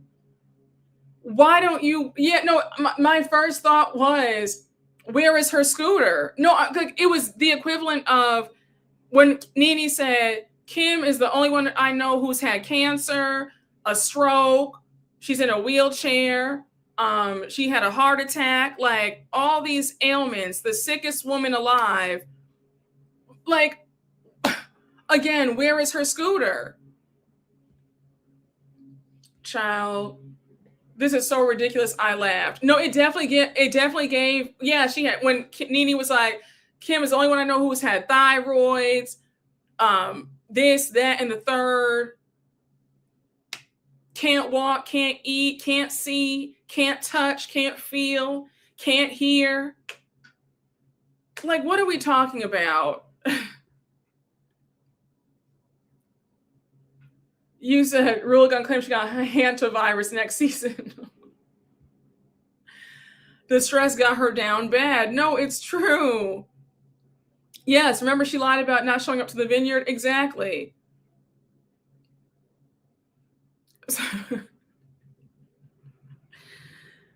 So now she says she felt so sick that she could legit die. Rula, this is no way to live. I'm saying this from the bottom of my heart. This is no way to live. So Brian's like, she's like, Brian, my head, like my head is hurting. My head, my eyes, my ears, my throat. I'm just overcome with illness. It was like illness in the breezeway. Like that's what it gave. That man is making her sick. No, for real. She better be careful with those words. No, it's true. It's very true. Go ahead and free yourself, Rula. So she says that, so Brian says, I understand that they ran all these tests. Nothing, they can't figure out what's wrong. So now she says they ran through everything. They had CAT scans, my blood work. Everything's come back negative. I said, you see what happens when you stay with a serial cheater?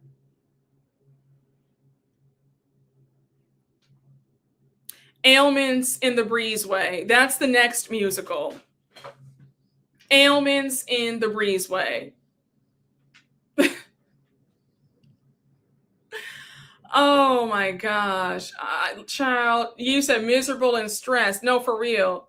CAT scans. Girl, stop lying. Really have full makeup on. She just doesn't trust him. Just a mess, honey. The kids in the Breezeway with the... And Rula's ailments in the Breezeway. She could be a part of the Breezeway musical.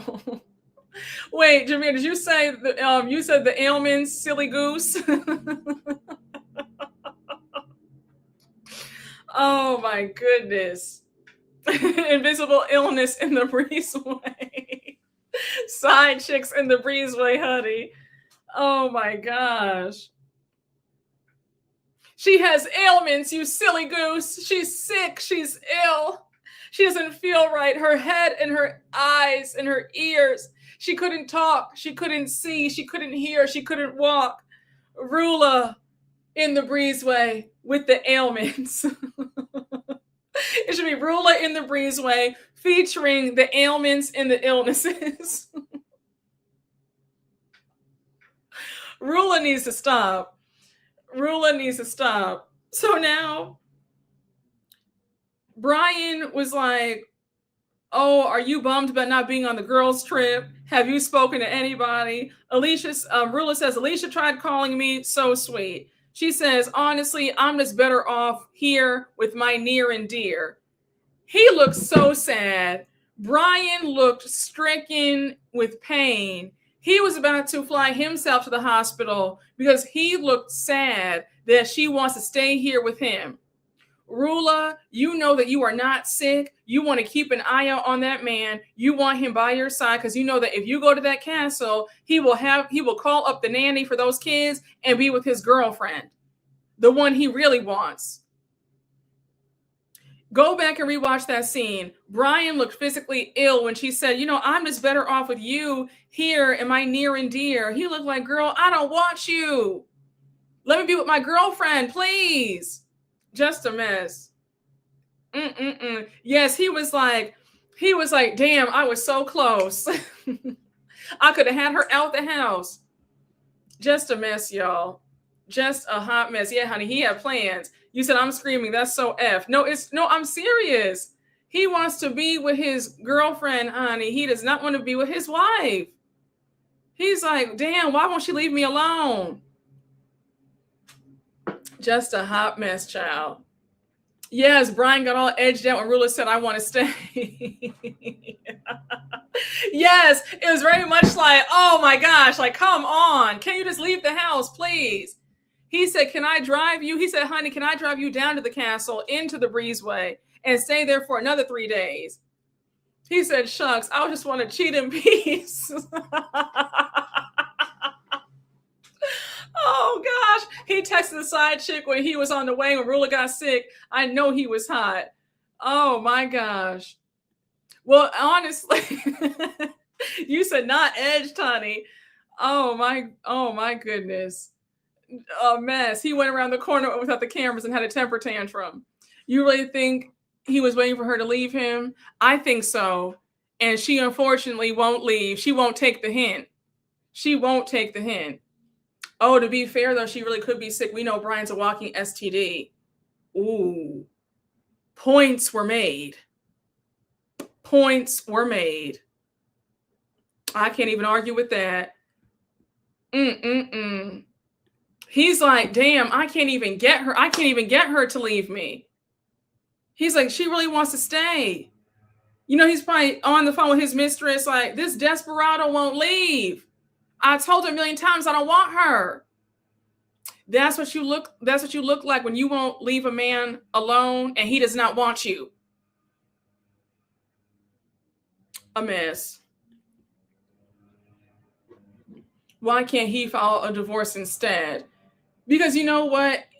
I feel like if he does it, maybe she'll get more money or something if they split the assets. I think if I don't know. You know, that's actually a really good point. I really don't know. Why can't these men just say I'm out? I have no idea. He's a coward. Free me from the shackles, honey. Because he's a man. Do we know who makes more money? That's a good point. I think it sounds like she might make more money. Yeah, it's giving Tina Campbell. Just a hot mess, y'all. Do you think Brian would give her what she wants in a divorce? Money, child support? Yeah, I think so. I think he would. He gives me he just wants her gone. He wants her out. He does not want her. And she won't take the hint. I think that he's willing to say, listen, whatever you want, just get out. I don't want you. If you want half, if you want 80%, I'll give you that. I'll give you double the child support and the alimony and spousal support. Just get out. And she's holding on to his ankles. Some you know, there's a group of women out there who can't take rejection from a man. And some women, like, their ego is so big that they can't fathom that the man does not want them anymore. And I think that's what it is with Rula. That's really what it is. There's just no pride, no dignity, just an overinflated ego. No, I'm so serious. He would give her 80%. No, that's the exact vibe that he's giving. Yes, usually the man doesn't leave because he wants her to do it. The blame can be on her and not him with the children. Yes, but the kids are going to blame him because he's the one who cheated. So it's cheaper to keep her. Brian's, yes, they want the good guy image. They don't want to be the heartbreaker. And I said this before. If you're in a relationship and the man is getting annoyed with you all of a sudden, he's picking fights, that's his way of getting you to leave him. Because a lot of men are too afraid to break up with women because you do have some women who can't take rejection and they can't take when a man does break up with them. There are some women who cannot take it when a man does break up with them. So a lot of these men feel like if you break up with me, I don't have to worry about you coming back. You'll just leave me alone for good. So just keep that in mind. If a man is acting like that, he wants you go, he's over you, he wants you gone. He wants you to wake up and get the hint. He doesn't want to break up with you because if he does it, there's a chance that you might not be able to take it and receive what he's saying and still be clinging on like a stage 5 clinger. So just saying. Brooke, did you hear that he was arrested and charged? Yes, and she brings that up too in the mid-season trailer. Yep, she brings up that he was tracking her. So we're going to see that. She doesn't want to lose to the mistress. It's very sad. He is so disconnected. Does he want her to file because then he can sign the papers and be done? But if he doesn't, she might prolong it to get him back. Yes, that's what I think. I think that she's one of those who she just does not want him to leave her. She dropped the charges. Yes. This is just a mess, honey. It was always about the image. Tracking her, the audacity is sending me. Yeah, I won't be surprised if Rula is a one and done. I will not be surprised. I could see her not coming back because of the embarrassment of all this nonsense. I don't get that. She was tracking him too. I think that you said, I was like, why did she put that tracker in the car herself? Okay, right. That thought came up. But honestly, though, I think that he put that tracker on her because he wants her to leave. He wants her to leave him. He's probably like, damn, she got me arrested and still won't leave me. I put the tracker on her car so that she would leave me, and she still won't leave me. What can I do to make her leave me? Just leave me. Again, if a man don't want you, pack your bags. Stop blaming yourself. Stop taking it to heart. Too many women take rejection to heart. It doesn't mean that you're ugly.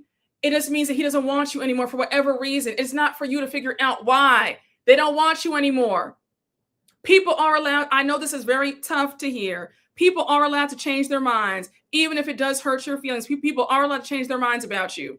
Sometimes folks just don't want you anymore. And I know it's hard and I know it hurts, but you need to pick up your pride and your dignity and your self-esteem and not allow that to affect you, and fight for somebody and beg somebody to take you back who does not want you. I'm serious. This is a word for somebody. This is a word for somebody out there who cannot take no for an answer. And I'm seeing it's going on. It's too much of this going on because too many girls on social media are coming on TikTok, talking stupid, chasing men who don't want them. You should not be chasing men in the first place, but to go after somebody who does not want you is really crazy. Please. Oh, Rula's friends encouraging her to stay with him was alarming. It was. Hold on, because why did a woman come on TikTok a few weeks ago? I had to block her. I'm sure you might have seen it because the video went viral. She got on TikTok. She lives here in New York. She was at the bar with her friends, and there were some guys across the bar, and I guess they go to the same grad school. I guess they go to like NYU or one of the schools here in New York. And she has a crush on one of the guys. And she said that the guys were leaving. And so she decided in her pea brain to walk up to the guys and single out the guy that she liked. And she was like, oh, look, where are you guys going? And they're like, oh, we're going to the next spot next door. And she says to the man that she likes, oh, no, you're not, silly. You're coming home with me tonight. He laughed in her face and walked out the door. I said, feel. And she's on TikTok saying that despite him rejecting her and laughing in her face, she still wants him. First of all, we're out of order because shooting your shot with a man should never be in the equation. So you're already wrong. You shot your shot. Not only did you miss, he rejected you, laughed in your face, and now you're on the internet saying that you still want this man. I'm not trying to be funny. I'm really not. But there's a lot of desperation with women right now, and I don't know what's going on. But I know that all the girls want to act like, oh, I have my way with men. But in real life, a lot of the girls of all ages are suffering and struggling with men, and I'm like, I don't know what's going on. The desperation is really driving me insane. It's really pissing me off. And then when the girls who are doing well in the dating arena want to give you advice, then you get upset. This desperate stuff has got to stop. It really does. No, you don't. And I had to swipe up. I was so pissed because I said, if I get in these comments, I'm gonna say something really nasty to her. Because I was just really upset for her, and to put that out there on social media. He probably has seen the video now. The video's gone viral. I'm sure he's seen the video, and you're over there smiling, talking about, oh, I still like, this makes me like him even more. I'm sorry. I'm really, I don't know what's going on. I feel like there's been an uptick in desperation in women. And the girls can lie on this internet like they're not. There's a lot of desperados out there. It's a lot. It's got to stop. It's got to stop. I was so irritated. They're living out some fan fiction in real life, delusional. There has to be something in the water because there's some. It's an uptick. There's an uptick of it. And I don't know what's going on. Like we're regressing as a whole. Oh wait, what happened? Wait, hold on, honey. We have somebody teaching in the chat. Wait, you said one of y'all you said it's sad because girls like that most likely have moms like mine. You said low self-worth, love addiction, attracted only to what you can't have or ones that don't want you. Wow. That really might be it because I'm not understanding where this is coming from. It's like it's an uptick I'm noticing. You have women out here sending men drinks. I'm just like, what is going on? There's something. No, there is something in the air. There is something in the air. You said seriously, look up love addiction. It's a real thing. It's a mental disorder. Is it similar to what's that other condition? It's like limerence, where like it's like unrequited love, where like people have like a severe crush. Is that what that is too? That's also I've also heard of that too. And there's some people that I think are suffering from that as well, which is very sad. You said, this all starts at home. Yes, Naomi has been dropping gems this whole time. Jesus, I am so sorry to hear that. I am so sorry to hear that. Working all day to spend money on a man, shaking my head. It is sad. Yes, fatal attraction vibes. Yes. Yes, honey. Say that one more time. I'm to be chased. I will never run, walk, or skip to a man. Exactly. If you see a man out in public that you think is cute, some eye contact for 3 seconds and a cute smile, and that's it. If he doesn't come over, he's not interested for whatever reason. Move on. But to walk up to a man and send a man a drink or say, oh, you come here often or whatever, to shoot your shot to a man, to DM a man first and say you're interested in a man. Shooting your shot virtually in public, absolutely not. I'd rather eat a jean jacket. I would rather eat a jean jacket. And most of the time, you don't even have to smile and do eye contact. If they're really interested, they'll just walk over and take the chance. You could be looking up at the sky and they'll say, you know what, miss, I just had to come over. You're just so beautiful. Da, da, da, da, da. So please, if they're not coming over, they're not interested, move on. There's like another term for unrequited love. Do I have any, if I have like any PhDs in the room, there's a term, it's called limerence. Wait, I know I'm not going crazy. It's similar to like unrequited love, if I'm not mistaken. Hold on. It's like, okay, it's an intense, involuntary state of a romantic infatuation or obsession with another person. It thrives on uncertainty rather than a stable, established connection. But most of the times, though, it's unrequited. Yes, it's extreme like. Okay. I remember I was reading an article about a woman who was in limerence. And I mean, it was so sad. I couldn't even finish the story. I had secondhand embarrassment. Like my skin was like, I was like, oh my gosh, like it was a really sad story. But like, yeah, go read up on articles about people who have limerence. It's very sad. Yes, it's imaginary connection. You said Robert Frost's poem called Unrequited Love. Oh my gosh. That is so sad. I have a trainer who's really handsome, but he's just my trainer to me. There's this girl who cannot stop throwing herself at him, and he makes it clear that to her that he's just a trainer. See, like it's stuff. It's very embarrassing when you see women throwing themselves at a man, and the man has to say, "I don't want you" in every which way, and the woman won't take the hint.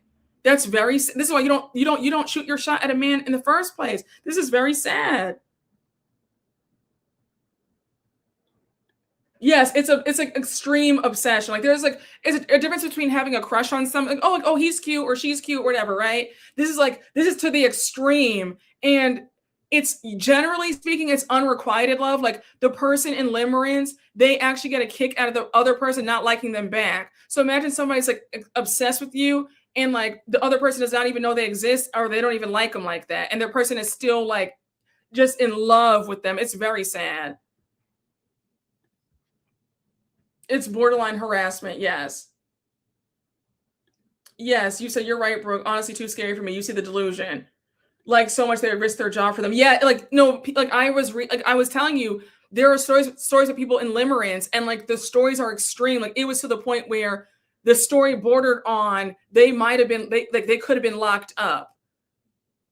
Like it was to the point where they almost had to put themselves away because and like they broke the I don't know, they somehow broke out of it at the last minute, but it was very sad. Yes, it's borderline that. It is that. I think someone were raised to have a man at any price. I think so too. I think it's that too. Someone who would fake phone numbers every time you would block them. Yes, and it's like even like more extreme. It's so hard to watch too. I tried to explain to her, but she pretended not to hear me.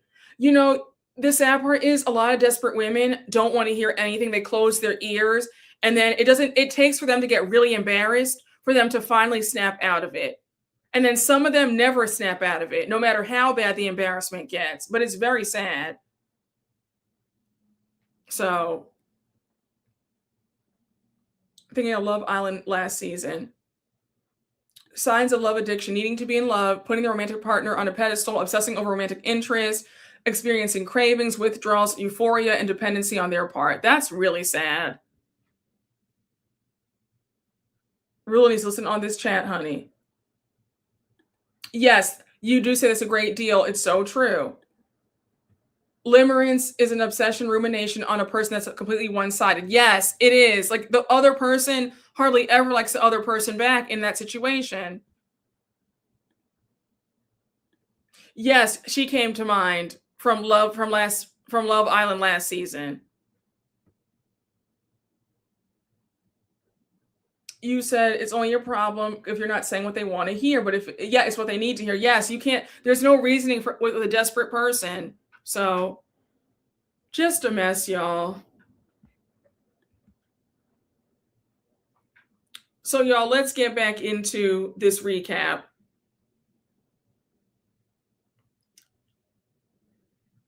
Hold on.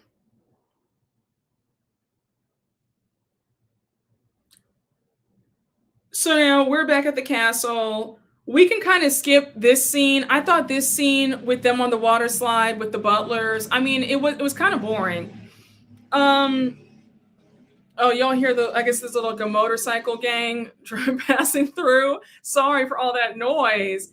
I feel like it's been such a noisy day today. Don't mind me. The sirens out, all this stuff. Like there might as well be a parade outside the street. But anyhow, now they're gone. Let's get back to the recap. So anyhow, this scene we can kind of skip over. It was kind of boring to me. They're on the water slide with the butlers. Now we were just talking about throwing yourself at men, seeing them all throw themselves at the butlers. I mean, I get it, they were trying to be funny, but it was a bit overkill to me. Boris is cute. He took off his shirt. He got on the water slide with them. But it was like, Rosie, you're married. Ashley's married. Liz is married. Like, it was kind of silly to me. They were trying to hook Boris up with Kelsey. Now I was surprised they asked Boris how old he was. I thought Boris was in his 30s.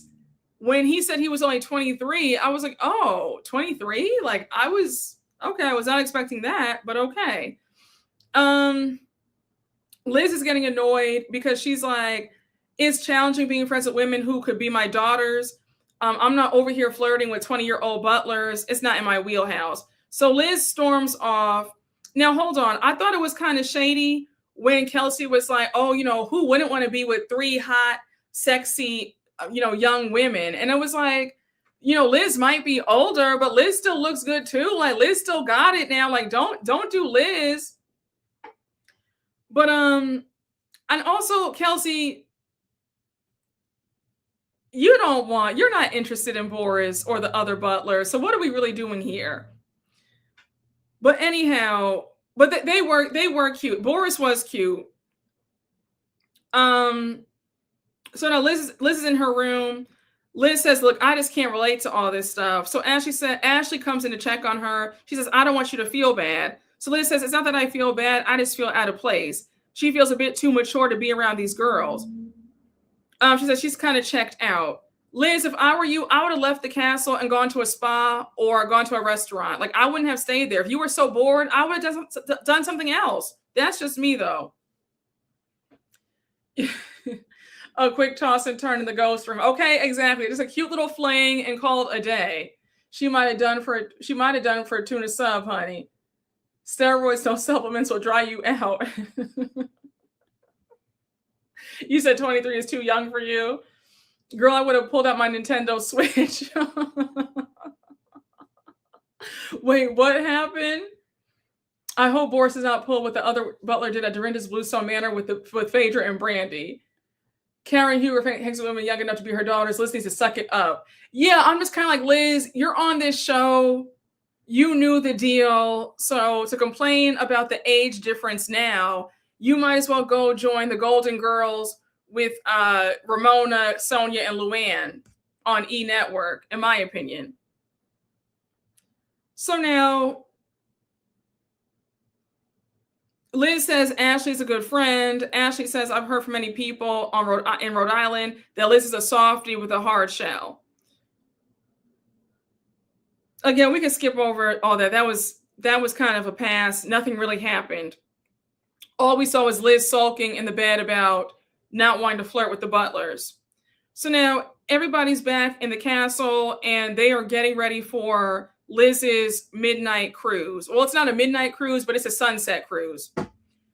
So Liz says she's been on many harbors on the Italian Riviera, the French Riviera, the St. Bart's, but Newport is spectacular. She says that she's excited for the sunset cruise that she has planned for the girls. And this is more of her wheelhouse than the slip and slide. So now they're on their way to the sunset cruise. And we see Liz, Joellen, and Ashley in one car. So we see Ashley FaceTime her mom in the back seat, getting updates on her son, Dawson. And her mom says that she was all set to take her son to the hospital. So Ashley says, well, I'll check back in with you in the next hour or so. We can tell Ashley is clearly worried about her son. And I totally get that. Who wants to hear that their kid is sick while they're away, right? So now, wait, you said the butlers weren't your type. I'd be sulking with Liz. Unfortunately, there was no slip to that slide, okay? Liz keeps telling us how much she loves a boat. Yes, every single episode. So now, they get to the dock, and mind you, there's a little speedboat to take them to the yacht, right? So the captain of the speedboat, he was cute, and Joellen's like, "Oh, are you single? Because my sister's out here looking." So she says, "I'm always on the hunt to find a man for my sister." Honestly, I think that your sister might have to leave Rhode Island and go to another state and find somebody there. Go to Boston. Go to Connecticut and find a man there. I don't think that Rhode Island is it if your older sister wants to find somebody. Just my 2 cents.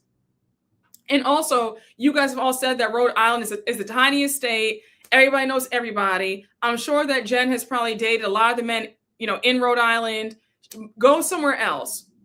Just my 2 cents, honey. Joellen wants her to leave her hubby alone.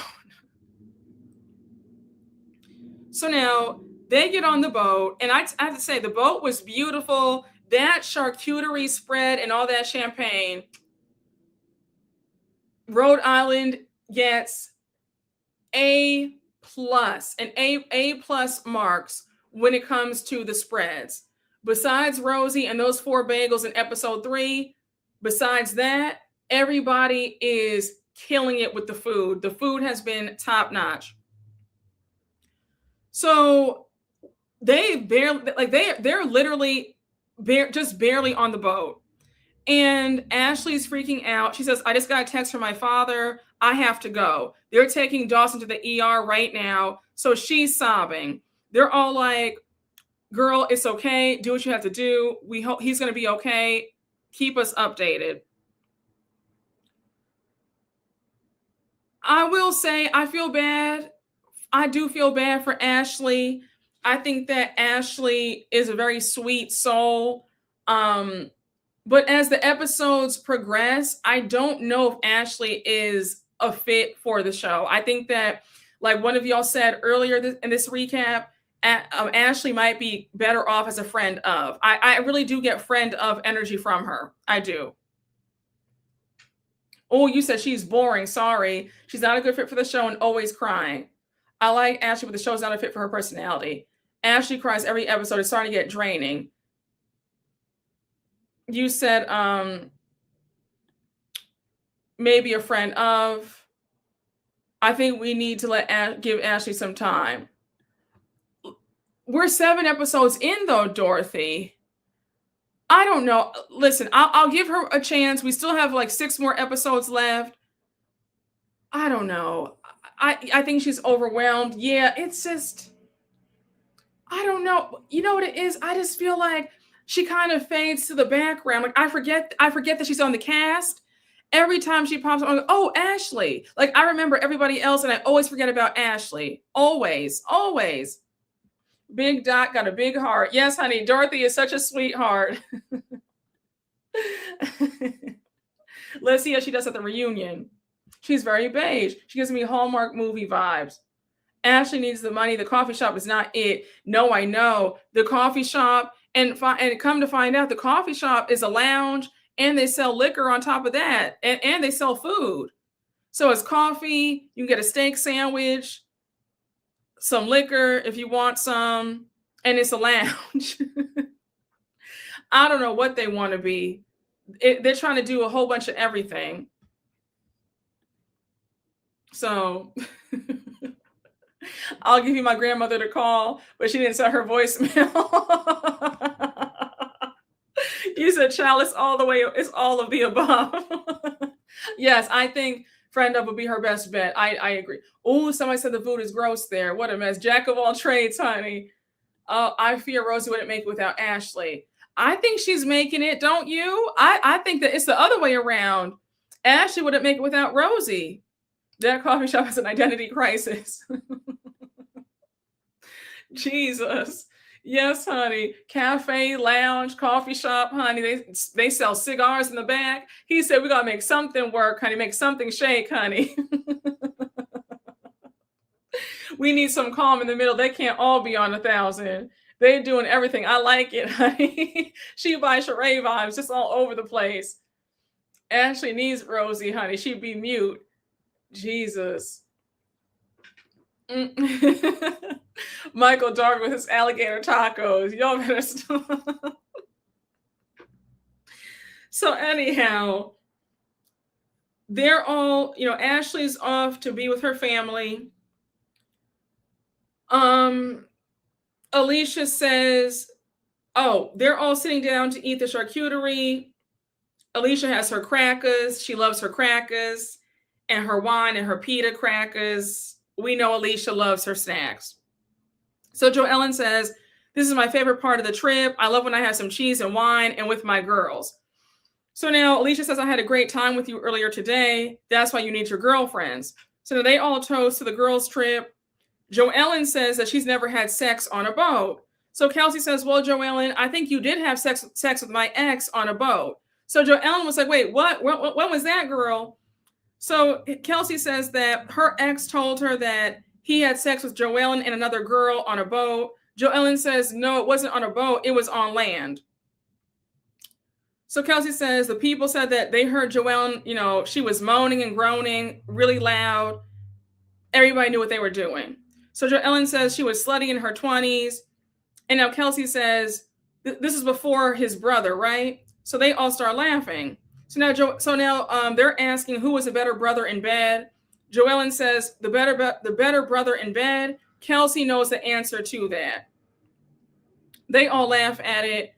I have to say, I love how Joellen owns it. She is not going to be shamed about her sex life, and I love that. Like, and nobody should be shamed. That's your private life. Nobody should care. As long as nobody's being harmed, have at it.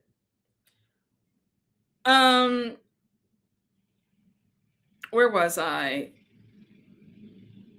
Oh, also, so I have to find out. So when was Kelsey dating this ex? Was this the same time that she was dating the sugar daddy? Like, I'm so confused by the timeline of events. I feel like Kelsey dated Dino, this other guy, while still being in a committed relationship with the guy in the open relationship. I'm so confused on this timeline of exes. Yeah, you said just brunch combo with me and my friends, okay? You said Kelsey tried it, honey. You said they all slept with the same men. For the brother's part, not the sex, of course. You said, when did Joellen marry Gary? She has all these sexcapades. Oh, you said dating Gary. I mean, I guess maybe mid to late 20s, I guess. That shakes out. You said, let the freak flag fly, honey, okay?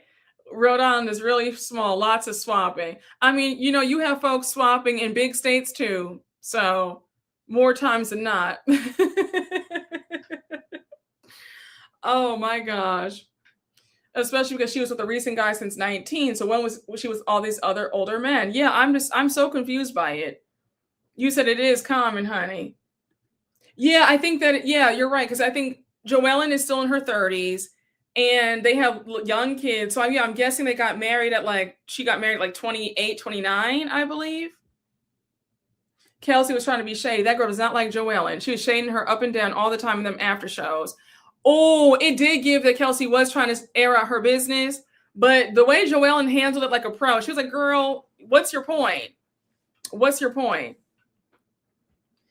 But you know what? And you're right, because Kelsey, let's not forget how Kelsey aired out Joellen's business in the first episode when she revealed that Joellen slept with the tanning salon owner and the salon owner's wife.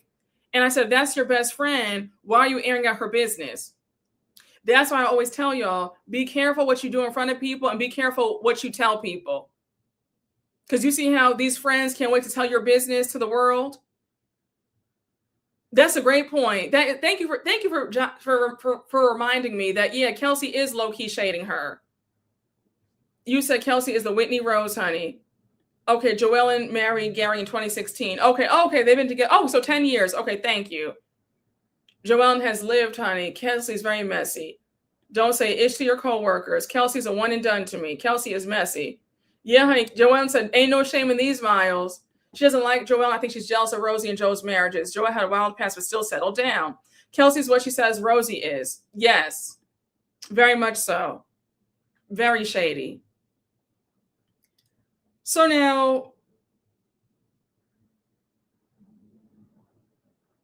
we have Liz, Alicia, and Rosie off to the side. They're talking on another part of the boat. And now we see Joellen and Kelsey by themselves. So Joellen's asking Kelsey if she feels better today after talking to Rosie. Kelsey says yes. She says, I did as you said. I went to her room and we talked. She says, I accept her for who she is. I'm not going to bring up the past anymore. So Joellen says, yeah, I agree with you. Let the past go. If she says that she's building a 75 million square foot home, just be like, great, can't wait to go and party there. I don't know why you guys are so fixated on her home. That's normal. People build and add on to their homes every day. Why are y'all so angry that she said that she's adding an additional 6,000 square feet to her home? Why do y'all care so much? Joellen, your house is big. Your house looks like it's about 7,000 square feet. You have a huge house. Why are you so pressed if this girl wants to add on to her house and make her house a mansion? Why do you care so much? Those jabs about the square footage of her house is really getting weird. Yes, honey, Chelsea will have you speaking like you are dumb. It's so true. Why can't they be happy for her? It doesn't make any sense. Only thing Kelsey has is a cosmetology license and no clients. Kelsey ain't got no home, job, or man. Oh, you said not Joelle needs to focus on that terribly outdated kitchen. Is it outdated? I don't even remember what it looks like. They want to see you do well, never better than them. That's a word. At least you can afford a home edition. Exactly. You can't even afford a home edition. Where's Jesse, y'all? Where is Jesse? Jesse, we missed you in this live, honey. Jesse's always here to remind us. You said it is. It's very hodgepodge. Oh, wow.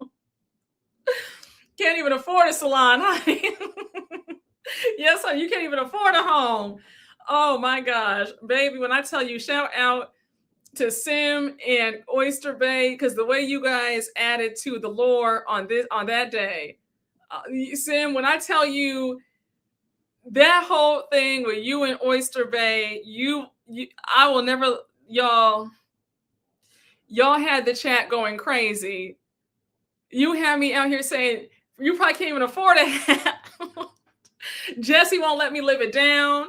Jesse gets on every live and says, you probably can't even afford it. They were tussling down.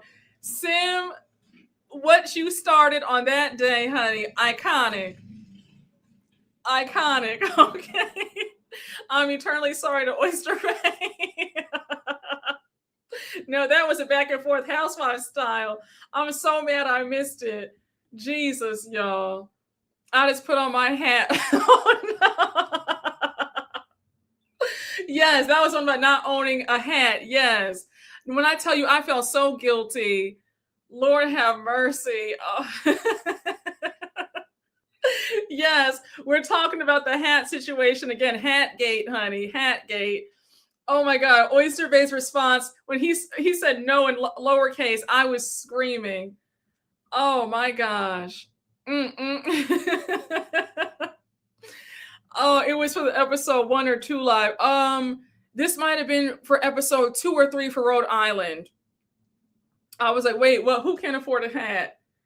Jesus, Hatgate was iconic. We need a live and everybody has a hat on. Oh my gosh, no, I felt bad.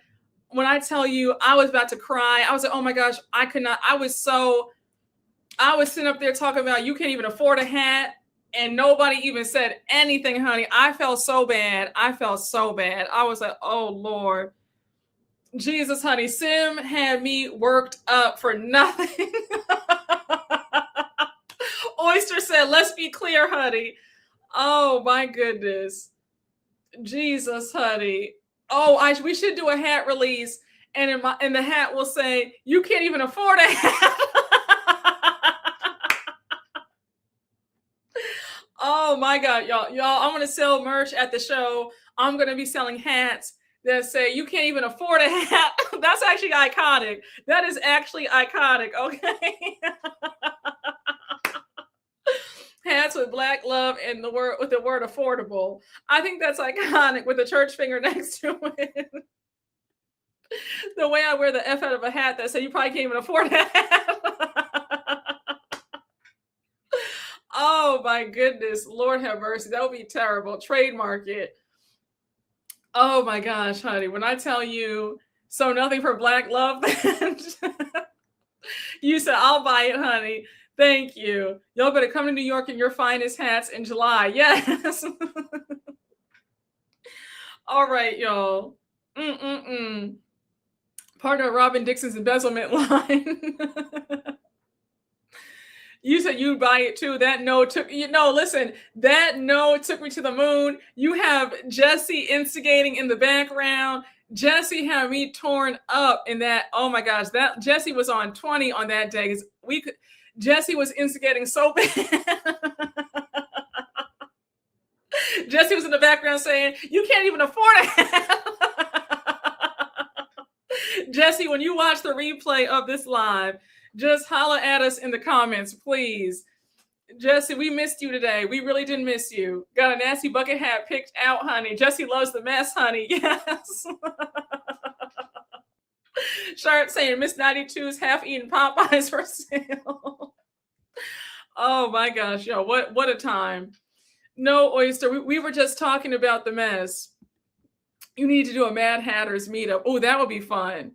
You should have a wallet with enough about the cards. Oh my gosh, yo. No, that live was iconic. So anyhow, Alicia and Rosie are talking about Kelsey and their conversation earlier. Rosie says it meant a lot to me that she came to my room today. It was nice to spend time with her. It's going to be short-lived because we see that they're going to be throwing all sorts of blows in the next episode. Rosie kicks her out of her house. Yeah. And then Rosie pushes her. They're cursing each other out. That sneak peek for that next episode when I tell you I am so seated. So anyhow, we're back at the castle. Everybody's everybody's lounging around in their pajamas, getting ready for bed. We have Alicia, Kelsey, Ashley, Rosie. They're all in like the living room area with chocolate-covered strawberries and some champagne, enjoying themselves. So we see Joellen outside on her terrace, and she's real dramatic. Honey, when I tell you, wait, what happened? Wait, what happened, y'all? What did you say? Wait, who said what? One of y'all gagged the chat? I was gagged when she pushed her out in that door in the preview. Oh my gosh, I know. So anyhow, y'all. Wait, hold on. Where was I? Okay, we see Joellen out on her terrace. And when I tell you Joellen was giving us soap opera realness because she was outside like she had gotten the worst news ever. She had like tears coming down her, face. She just looked it was so dramatic. So Liz is like, hey, Liz comes out to join her. She's like, hey, how are you? She notices that Joellen seems a bit off. So Joellen's like, I feel like you know what right now. Joellen says, remember the other day at Polo when Rula said, show me the proof if you have some? Well, I have proof. There's more proof. She shows Liz a video of Brian and the mistress, but we don't know what's going on in the video. So Liz is like, oh my gosh. Liz says, holy shit, I cannot believe it. This is indisputable evidence. So now they walk back into the house to join the rest of the girls. And Joellen's like, I don't know what to do. Liz says, just tell them. When I tell you, Liz wants the drama to start, honey, because Liz was like, girl, just go in there and let's shoot this scene, honey.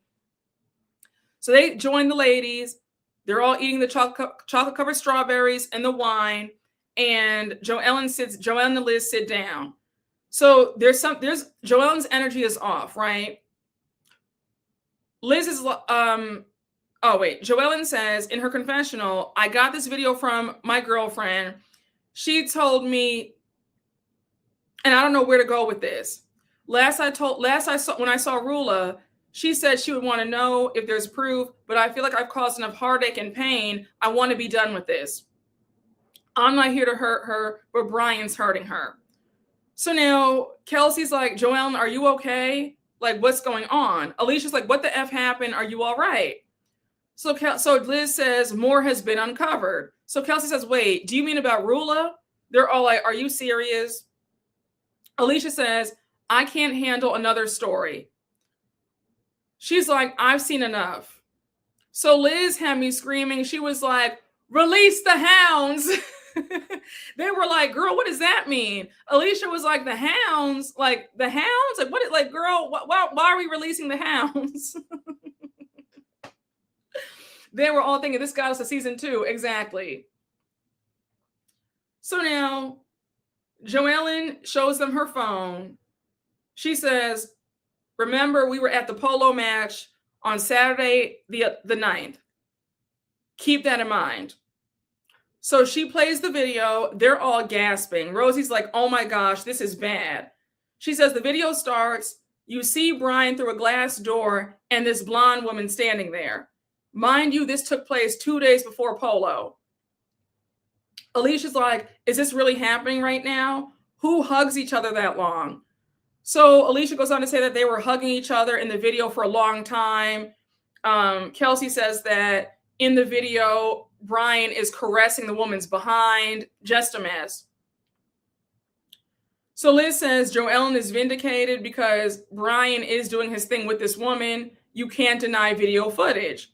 So Joellen says, yep, and that's Brian and the woman in his car with the red interior. So Rosie says, that's not good. She says, I don't think anybody's wondering if Brian is cheating on Rula. I'm more interested in how Joellen got this video and what she plans on doing with it. So Rosie's like, who took this video? Joellen says, after all that happened, I asked my girlfriend, who is friends with the mistress, if there's any more proof. And they sent me the proof. Rula's making her out to be delusional, but again, there's proof that this is still happening. So Kelsey says, I can almost guarantee that Rula's going to say that he was probably ending things with the woman. And Rula is that delusional where she would say that. I could see that because Rula does not want to leave this man. Very sad. So Liz says, we have to let her know. Rosie says she should see this video. And Liz says, not only as Rula's friend, being a girl is crucial that she knows. So Joellen says, I'm sick of being the one being accused of interfering and meddling. Alicia, you're very close with her. Why don't you do it? Alicia's like, I don't want to break her heart. I don't know. Liz says, coming from me, it's going to be more of the same. Joellen says, it's a very effed up situation. And Liz is like, what are we all going to do? Like, who's going to do it? In their confessionals, they all say, not me, like, not it. I'm not doing it. And then we see Alicia is left to be the bearer of bad news. And that's where the episode ends. Here's my thing. When you're dealing with a desperado like Rula, it doesn't matter if you take Rula to the scene of the crime. Like, Rula could literally see Brian and the mistress having sex in real time, and she would still say that her eyes were deceiving her. When you have a woman who wants to be delusional, it doesn't matter what proof there is. So I think leave it alone. Leave it alone. She's made it clear that she wants this man by any means, and it's very sad. So it doesn't matter if Alicia tells her, if Liz tells her, if Rosie tells her, if Joellen tells her, leave it alone. Yeah, let him cheat in peace. Yes, exactly. She could be watching them at the foot of the bed. I'm going to stick beside him. No matter what they say, Rula will, yeah, she wants to be there. That's her man, honey. She's deeply delusional. It goes one ear and comes out the other. I agree. Yeah, it's like, don't waste your precious breath trying to get her to see the truth. She does not care. Yes, I'm over it too. Rula's like a deadpan. What video? I don't know anything about a video. Listen, it won't make a difference. Yes, only the children are suffering, but it's still up to her. Yeah, she doesn't want the proof. Every time they bring her proof, she makes an excuse. She's blinded. It's very sad. She's a beautiful and for the most part an intelligent woman. She needs to move on. I agree. Rula is fine with it, so oh well. They should save their breath. I agree. Rula's the kind of girl you tell her man is cheating and she say, well, I cheated first. Yes, yes. It's like when before Yandy and Mendices finally broke up, when what was her name? One of Nick Cannon's exes on Love and Hip Hop Atlanta, and she was like, hey, Yandy, your man is out here in my cousin's DMs trying to take her out. And Yandy was like, oh, sweetheart, that was actually me in your DMs testing you. Yeah, delusional. Yes, Jessica White, thank you. Thank you. Oh my gosh, Yandy has always been one of the biggest desperados. Oh my gosh. Girl, lying through her teeth, honey. Yandy was nuts for that. She was. She's okay with him cheating because she probably does it too. I don't think she's being naive or obtuse. They know exactly what the other is doing. She's acting dumb for the cameras. You think that she's cheating? You think she's cheating back? I mean, I hope she is cheating back. I hate hearing about women dealing with cheating men and they're not getting their lick back. If you're gonna stay with the cheating man, I think you should be cheating back yourself. I don't know. For some reason, Rula does not strike me as that. I think that Rula really is sitting up here delusional and waiting for him to come home and do the right thing. You said, yeah, I don't think she is either. All that over Mendices, I know. Yeah, I don't get that. I don't get that at all. Were they married? Who, Yandy and Mendices? No, they were never legally married. They had a ceremony, but never legally married because she'd have to pay his restitution if they had gotten legally married. Oh, also, do you remember years ago he did an interview fresh out of jail and he said something like he would have put her up as collateral? Like he was saying something about how when he was really big in the drug game, he would have put her up for collateral if he had come up with the money and drugs missing. I said, the fact that you have women out here giving their whole heart to men, and he's over here saying he would have put you up for collateral,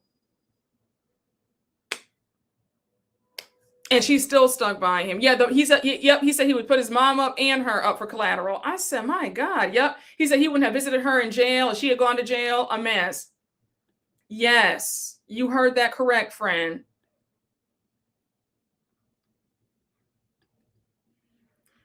I don't even know why I don't know why she ever got with him in the first place. Yep, he said he wouldn't do the same for her she did for him. Child, that fake marriage and fake spinoff. Yeah, he never cared. And I remember that watching the earlier seasons of Love and Hip Hop New York, I always got I never really saw it for Yandy when she first joined Love and Hip Hop New York. Always had that very thirsty desperado vibe, like even in business. But when she introduced him as her man, it always gave, she was the breadwinner. Like, I peeped it from the beginning. I was like, okay, another desperado. She's the breadwinner. She's getting him up off of his feet, dusting him off. This man has all these baby mothers, all these children, and this is her man, a mess. You're this proud businesswoman who graduated from the illustrious HBCU, and this is the best you can do for a partner? From the jump, the minute she came on the screen, I said, oh, we have Chrissy proposing to Jim Jones, and now we have another desperado dating down.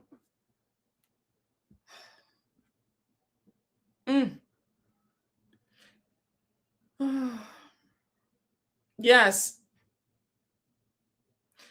She really she's a clear example of thinking that helping a man is going to make him love you.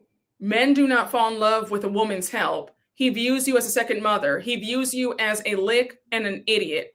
He views you as a placeholder. Men do not fall in love that way. They are not enticed by a woman taking care of them. If you are giving money to a man, if you are paying a man's bills, if you are holding a man down in jail, he does not like you. If a man asks you for money, he does not like you. He is not attracted to you. I know this might sting. We got to rip the Band-Aid off. We got to tell the truth today. Men do not fall in love with a woman helping them. They do not want a woman's help. If a man is asking you for help, something is wrong. He does not like you. He would never ask the woman of his dreams for help. If a man is asking you for help, he is going to grow to resent you. Men do not fall in love the way women fall in love. They do not want a woman helping them. Stop helping men. A man is coming to you with a sob story. He views you as a mark. He views you as a desperado. He will not be there for long. You are there to help him get off his feet, get up, get moving to the next woman that he actually wants. I'm telling y'all right now, You should not be helping a man. Don't. They don't like. Have you noticed that if you give a man advice, he gets annoyed?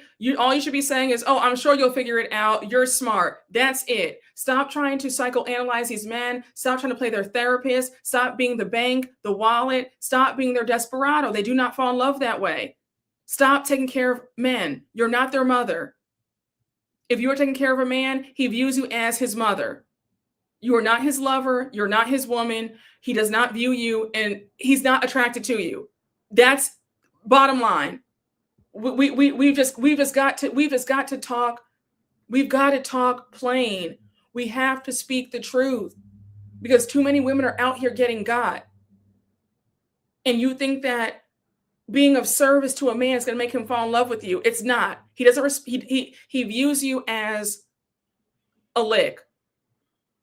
You are not his dream woman. Please stop helping men. Do not write his resume for him. Do not give him money. Do not loan him money. Do not pay his bills. Do not offer to pay anything. Do not offer to clean up his house or anything. Stop.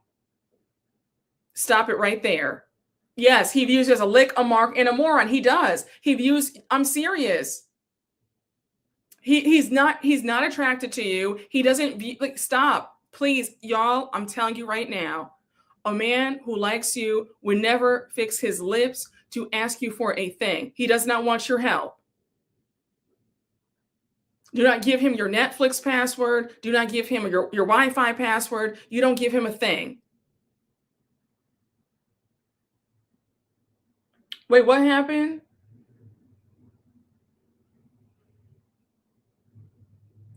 Jameer, we have a troll. Come on. Jameer, Osmond, Biomist, we're not doing this. We are not doing this. Absolutely not. I don't even know how you snuck in here. Out. Somebody, absolutely not. I don't even know how he got in this chat. Thank you. Thank you, Biomist. I appreciate, thank you. Absolutely not. Ugh. I'm glad that you saw that, because I saw somebody say, we don't use slurs. And I said, wait, what? Hold on. Let's back that up. What's going on?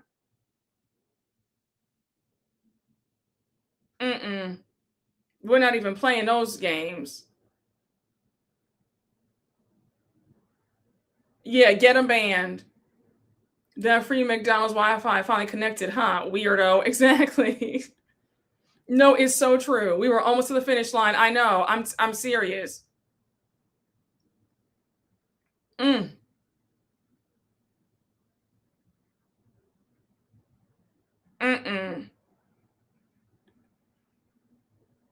Child. Did they do that?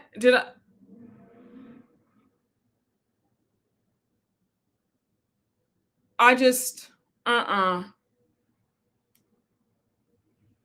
listen, whether they were calling, I don't know what they, I just, listen, I'm sorry to say, to say that, I don't know what that was, there's just certain things you just don't say. I just can't have that on my channel. I just can't. I can't.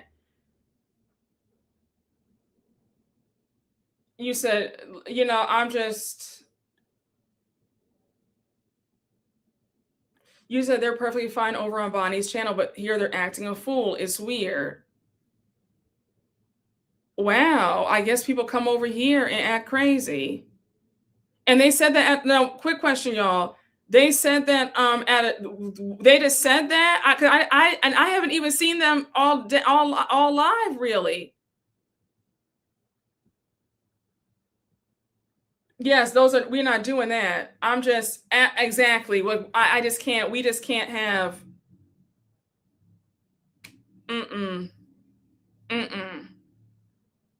When you were talking about Yandy and Chrissy. Oh no. Oh my gosh. No, no, now listen, You know, you don't have to, come on. You just can't. You don't do no, no, come on now. You don't do that. Now, why would they say that? Why would you don't say that. You don't say there was no reason to say that. There was nothing about no, you don't say that. Uh-uh. I'm sorry. No, I'm sorry. I know that we were, joking earlier in the live saying, I'm gonna be lenient because if you bought a ticket, I don't want to put you out and then you got a ticket. But like, I'm sorry, please, you cannot say certain things in the live. Certain things are unacceptable. Even if you've been here for a long time, you might get put out because I will not have any disrespect. You don't have to like people that we're talking about, but you show some respect talking about. So that was unacceptable, and we can't have that. Now, if they want to come back in the chat, they're gonna have to email an apology and let it. They will never do that again. But I can't have this. So let me be clear. I love y'all. Y'all have been with me for a long time. But if you please, certain words will not be taught. You will be out. I don't care if you've been here for 10 years. You will be out. So yes, no, for real. Yes, ticket or not. No, it's true. No, it doesn't matter. Ticket or not, certain things are not tolerated. No, it's very true. It's very true. So no, it's this to everybody. I love y'all, but certain words, it doesn't matter if you've been rocking with me since day one. If you say them in the chat, you'll be out. Yes. I mean like terrible. So, and there was a subscriber too.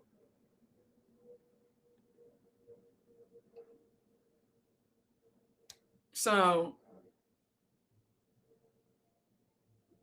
yeah, it was a very evil word. So don't even say it in the chat.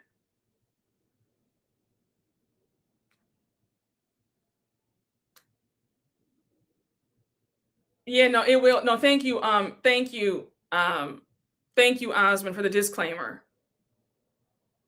Y'all, please, we're here to have a good time. We don't do that. You've never heard me call any celebrity anything crazy. So, and I'm sorry to see them go. They've been a subscriber for a while, but we just can't have that. We just can't have that.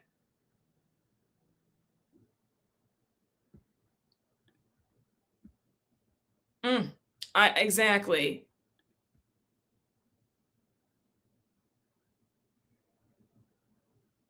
You said YouTube really catches the slurs against Black folks. Child.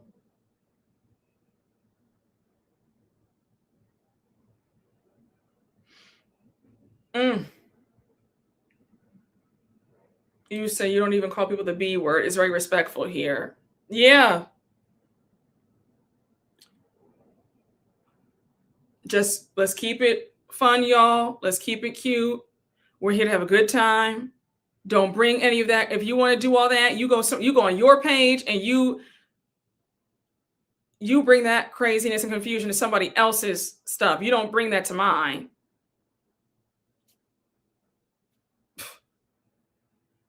Whew. No, I agree. It doesn't make any sense. And just threw it out there as well. Just threw it out there and just had it up. No, like, and didn't even say like, oh my gosh, I'm so sorry. I didn't mean to say that. Please forgive me. It was just put it up there. Just had it. They just had it sitting there, just floating. I was like,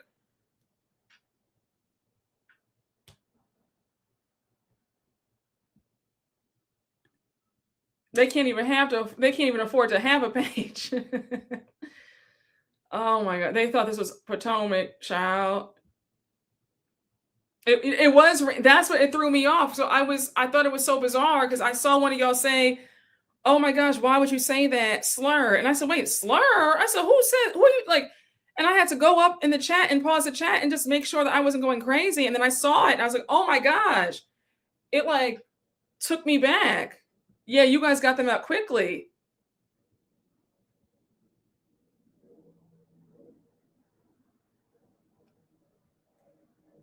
I blame Kevin Hart and his roast on Netflix. Yes, it did. No, yes. I said coming off the heels of that roast, which was pure craziness, which I talked about in the last yesterday's live too.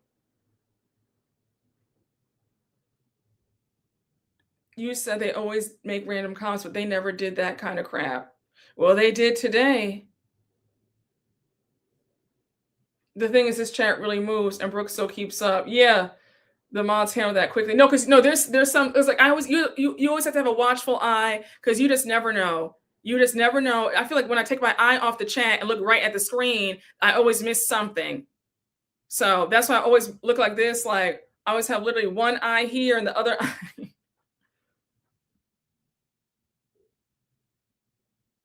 Ciao. Well, they learned their lesson now. Yes, it was a racial one. It was a horrible one. They flew too close to the sun.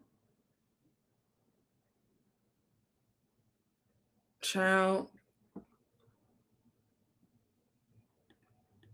No, she's not in today's chat. They'll be back on a burner account. These people are disturbed. You said, just be aware, Rhode Island is known for MAGA territory, so when reviewing Rhode Island, it may attract those types who are comfortable with that language. You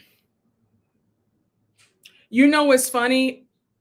They've been a subscriber for a long time, for like a while. So sometimes, like, don't laugh, but like sometimes I just assume that like the majority of my subscribers are Black, and like because there's like if you don't have like a profile picture of yourself, or if your profile picture is like of like a tree or something, like sometimes because there are a few subscribers, non-Black subscribers, who like I assumed at first that you were Black because like the way you type, like I guess maybe being Black, I just assumed that like you're Black too, right?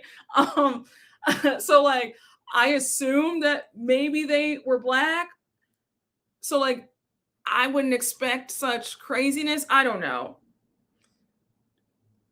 You said they were in other shows too, not just Rhode Island. Yes. You said I mixed myself. We know what you mean, Brooke. You didn't even say anything bad. What would they even be upset about? I don't know if it was at me or if it was towards the people I was talking about. You said, I get it. Palms out, everyone. Yeah, no, I'm screaming. Yeah, just so y'all know, I'm Black, y'all. Everyone reveal your race. I'm screaming.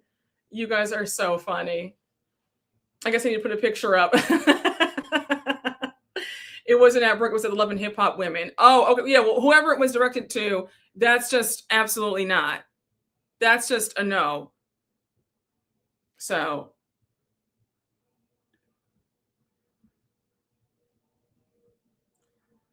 Oh, you guys are all.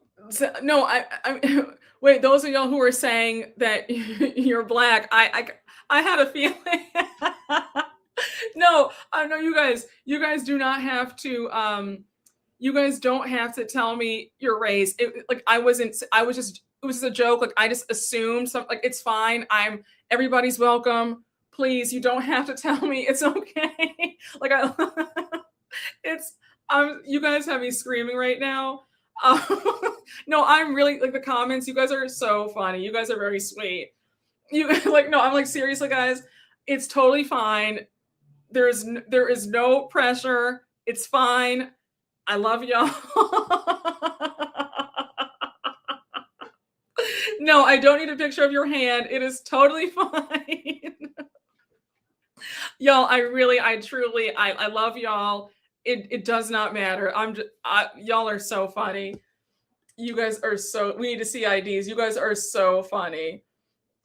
This is not the census. It's not the US Census, y'all. It is okay. You said it's my house and I live here. You also, I got 3 Black grandparents. I have 4 Black grandparents. Okay, yes, come on, honey. Foundational Black American over here. Yes. Palm colored here, but I love y'all down. I love it. I love it. I really love this chat. Let me take this forearm pic, child. I'm screaming. Not I'm vegan, honey. I'm screaming, friend, because for a long time I thought you were Black, which I'm really screaming about. I really did. I thought so when you said, I was like, oh, I had no idea. I was like, you would have fooled me, because the way you type, the way you talk, I would just, isn't that hilarious?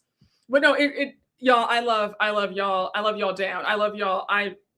You said you're half white, half Mexican. I love it.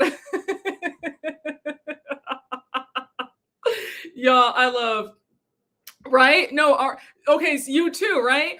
When Queen first said it, I was like, oh, I was blown away because I just assumed. You said this one got some soul in them. I am screaming. We all thought that Queen was Black too. It gives skin folk. I am yelling so loud right now. So Queen, we all thought it. You said I love Queen, link down. I do too. My husband is white. He's currently dying at this commentary. I am screaming so loud. You guys have me yelling because we all thought that. You said I'm Asian. Thanks for making this a safe space. Yeah, I know. I love y'all. I love, honey. Come on in the room, honey. Y'all have me yelling so loud. I did think Queen was Black. No lie. Link is one of us. I don't care. Oh my goodness. Wait, I thought you guys knew. You guys were in the same live that I was. Queen said they were Black, that they were not Black a long time ago. You said I thought Queen was Black. You said I'm white with some Native American heritage. Yes, I'm screaming. You said I'm screaming. Yes, you revealed this a while back. I guess I was the only one who paid attention. But yeah, but before you had said it, I assumed, but you said I missed that, honey. Everybody thought Link was Black. Oh, you said, is anybody Dominican, honey? Oh yes, honey. We have Dominicans in the chat. You guys are so funny. Hey, Sean Unfiltered, thank you for the super chat. It has turned to 23andMe. Oh yeah, they need to sponsor me next. Yes. Oh my gosh, you guys are so funny. Yeah, Queen told us that a while, like 7 months ago, and I remembered. So I always make an effort to remember that. So I'm surprised you guys must have just ignored when Queen said that, because I remembered.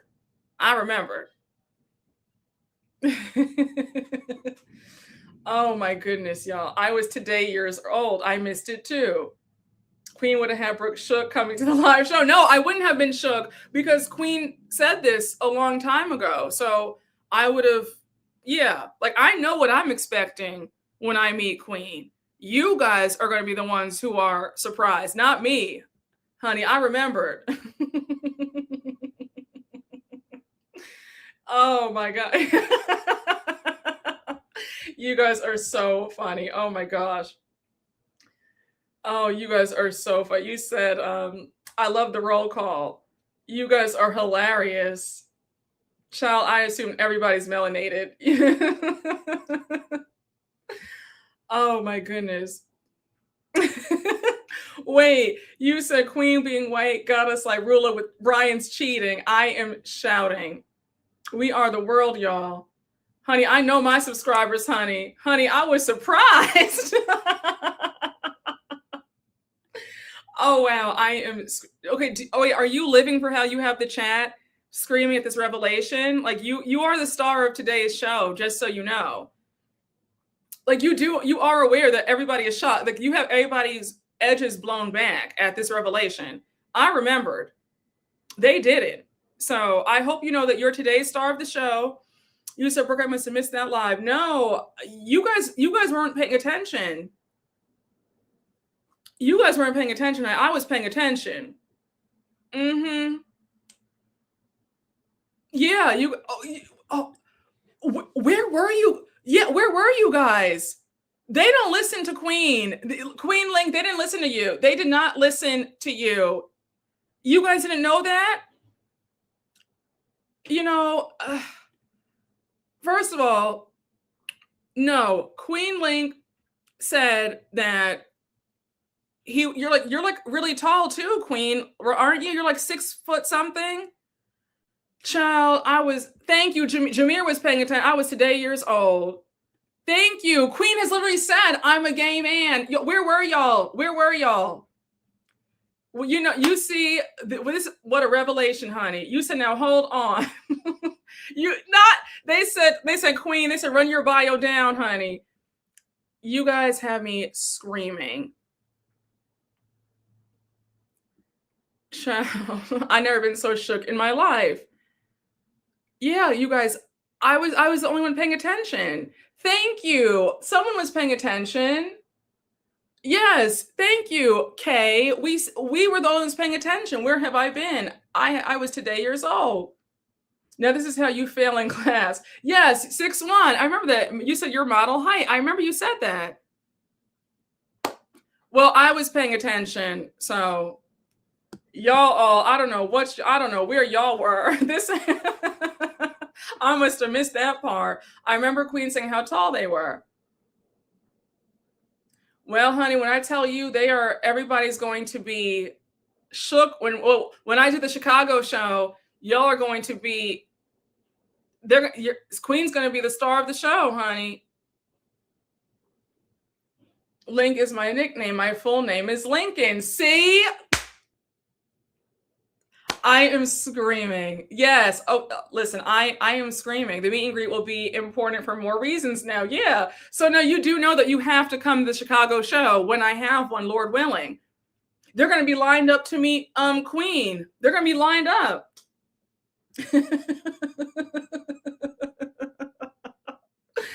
Oh my gosh. Hey, Brooke, what's your email for unblocking, please? I emailed you, but I don't know if you got it. My email's in the bio, thebrookeashley.bsky.social. And are you on, is this some, you on a different account? But yeah, just email me at that email. And I'll see what we can do. Did I block you? When did this happen? You guys are so funny. Oh my goodness. Child, Queen Link's meet and greet, $20 at the door. I am screaming. The revelation of Queen Link, and now we have someone asking about unblocking. Oh, no. Osmond, what kind of day is this? This is a first. This is the day of revelations, honey. This live is hilarious. This is pure chaos. There's never a dull moment here. There is never a dull moment in here. Y'all have me screaming. Y'all gonna see how white I am when I'm flustered. I turn red very noticeably. Wait, why is this my first thought? This might be a top line. Oh,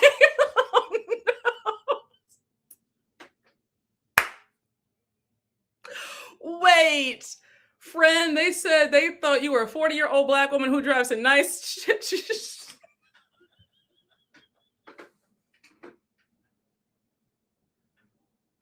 I'm not. I can't today.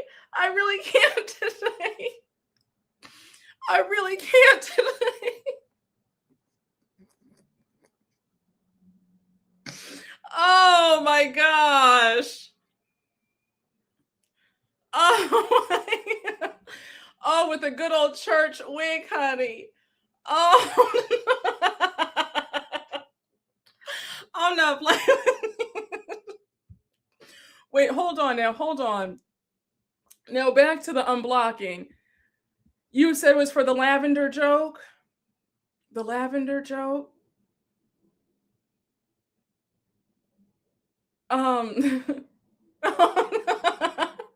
That goes to the casino regularly. Um,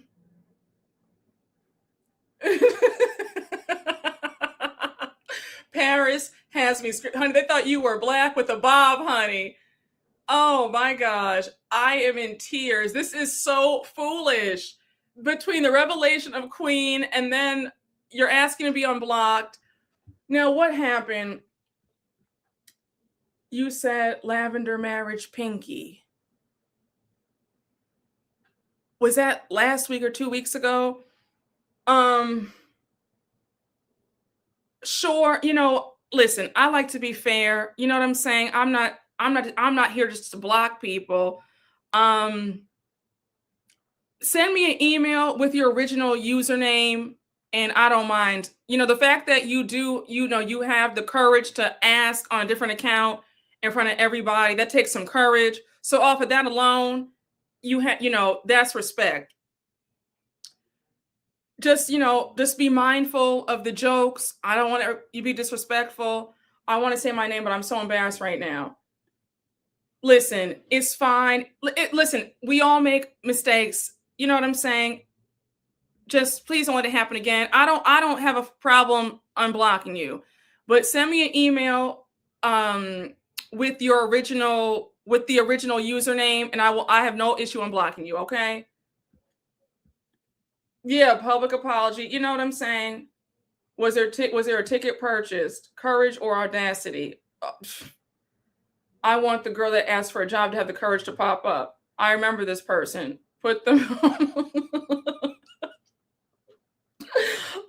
put them on a PIP. Oh no, Dorothy said, where is the super chat? Oh my Lord, y'all. Oh my goodness. We love accountability. This was your one pass. Send a super chat to show redemption. Well, I don't get the super chat until June 21st, so. Oh my goodness.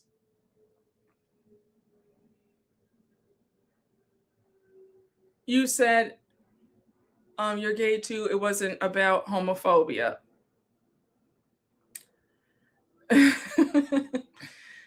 Oh, y'all be tearing the people up. We on the same page, Dottie. Oh, happy birthday. Happy birthday, Motril. I hope you're having a wonderful birthday.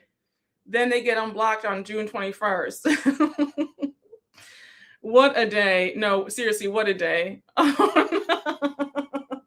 They're probably on here now with a new account acting sweet. It's probably somebody in this chat right now acting, they've turned a new leaf. Well, no, people said that in the way that it was used was offensive. So listen, I'm not trying to offend anybody. So you know what I'm saying? Sometimes I'd rather be safe than sorry. I have brands that I do advertising for. I just can't take a risk of somebody saying something out of pocket to I got to think about myself first. I'm not trying to be funny, but if people say things that are out of line, you don't know. People are saying that is homophobic. I don't want to take a chance. So just going forward, everybody, please just be mindful of what you say. I don't want to block anybody. I want you all here. I love you guys. So this is my brand. It's my channel. I'm not going down. So if I have to block you and hurt your feelings, I'll do that before I work too hard. God has been too good for me to I spare your feelings, but now I'm going down because I had somebody say something stupid on my channel. So if it's between me and you, it's gonna be me first. So I just want to have a good time. That's it, and that's all. You know what I'm saying? You have brands that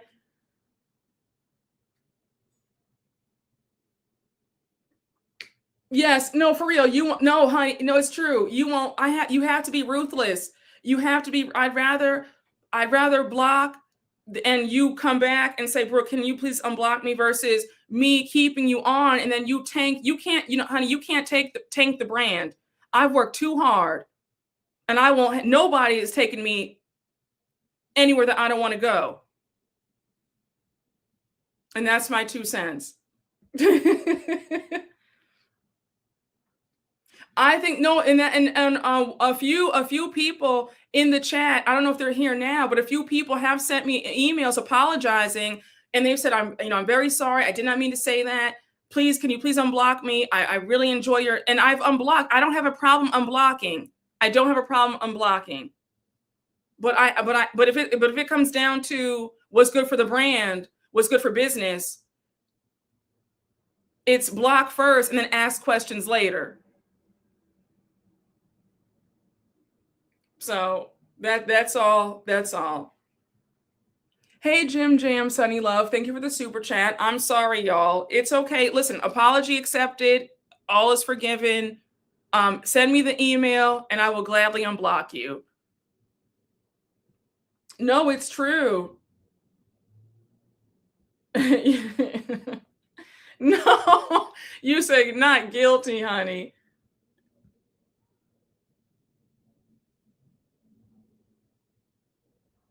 Oh, remember, it wasn't a comment in the chat. It was a super chat. So Brooke had to read it out of courtesy. We got to think before we send stuff like that. No, it's very true.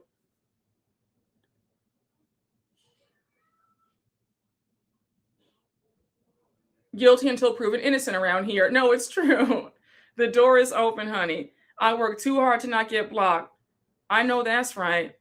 We love a key, y'all. We do have lines and boundaries. XO management. No, it's very true.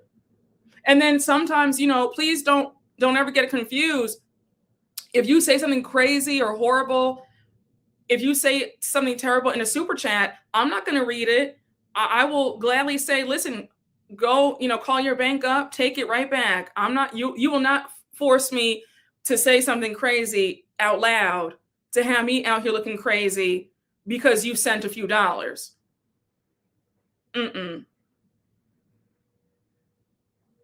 So it's a very classy party over here. You delete a message because of a typo. All of a sudden you can't afford a hat. Oh my God, Oyster, I apologize. Oh, Oyster, no, I felt so bad that day. Oh my gosh, I was like, oh Lord, you took it in stride. Thank you so much. Oh my God, I felt so bad. Oh goodness. Sim, oh, when I tell you started that whole thing.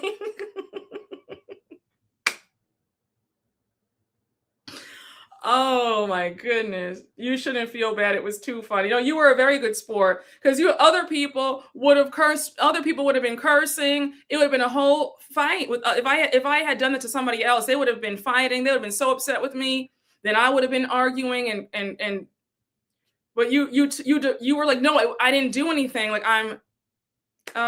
thank you for taking it in stride. Jesus. Sim, we will never forget. It was a mess. Sim stirred the pot up, baby. Oh my goodness.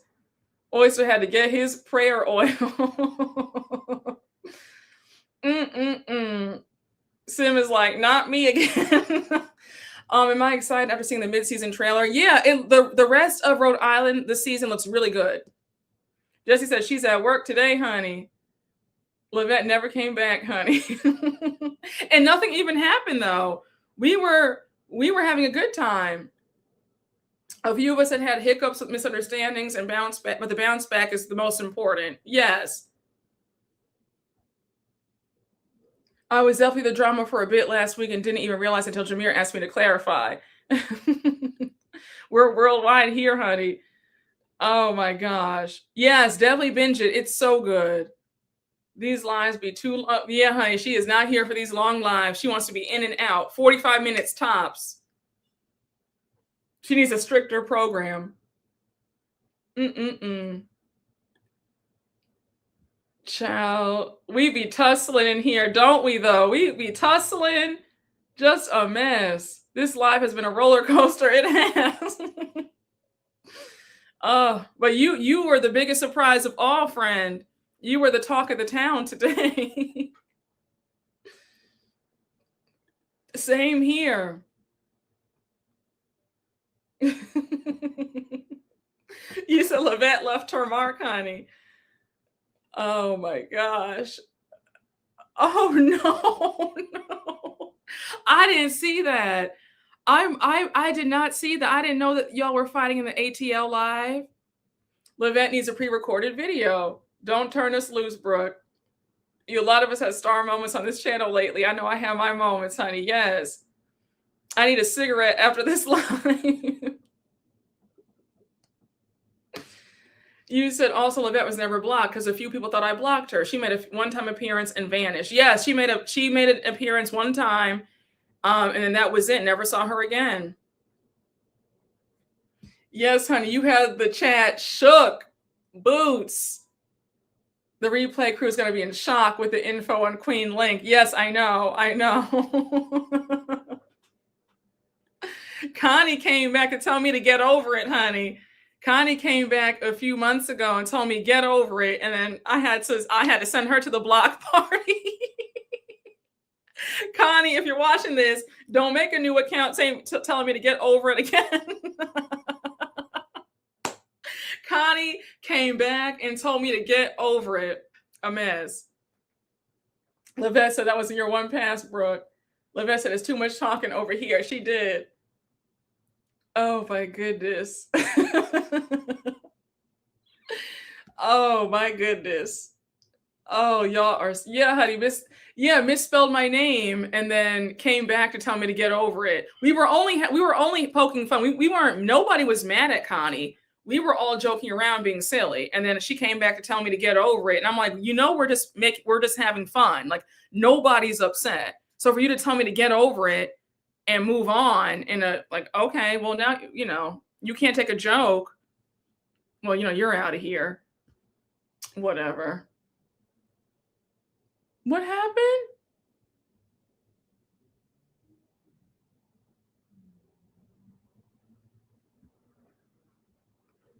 Or what happened? Y'all are not fighting in this chat. Hold on. No, no. Oh no. No. Y'all stop. We're here to have a good time. Please. I might have to put y'all both in timeout.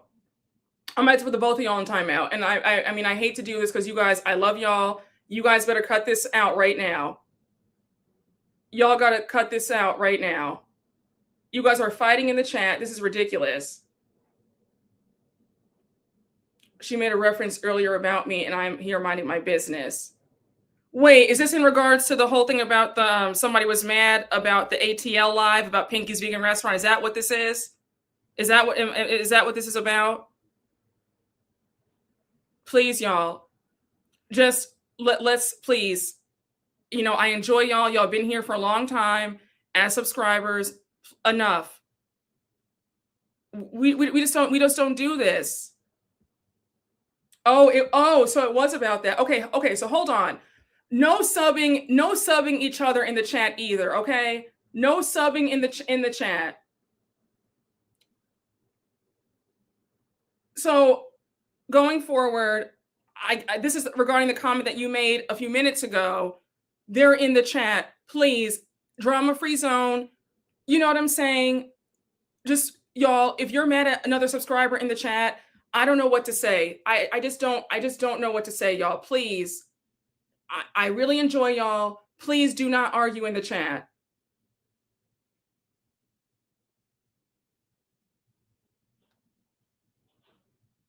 Goodness gracious, y'all.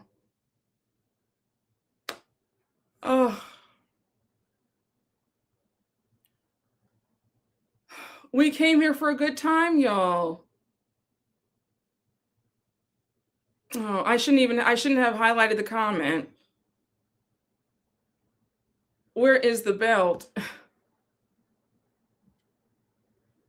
Y'all, just if you're mad at another subscriber, if you guys are mad at each other,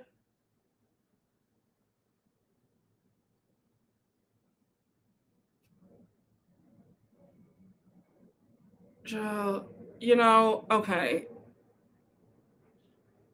No, I know. Okay, you said it's all love, Brooke. I meant no harm. Okay. Now, Jamie, do you receive that?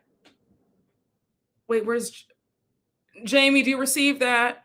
Kay got that. Kate got that. So Hosey is saying there was no harm. So let's all, I hope you guys can patch things up. Just no harm. I hope, let's please touch and agree.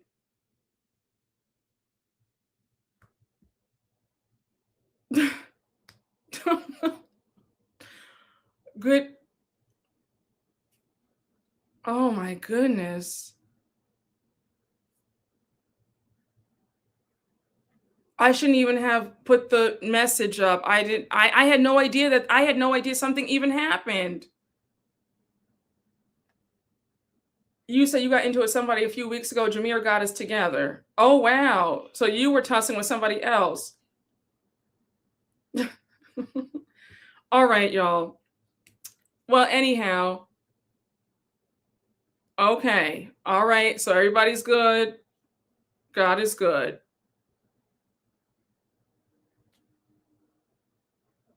Oh.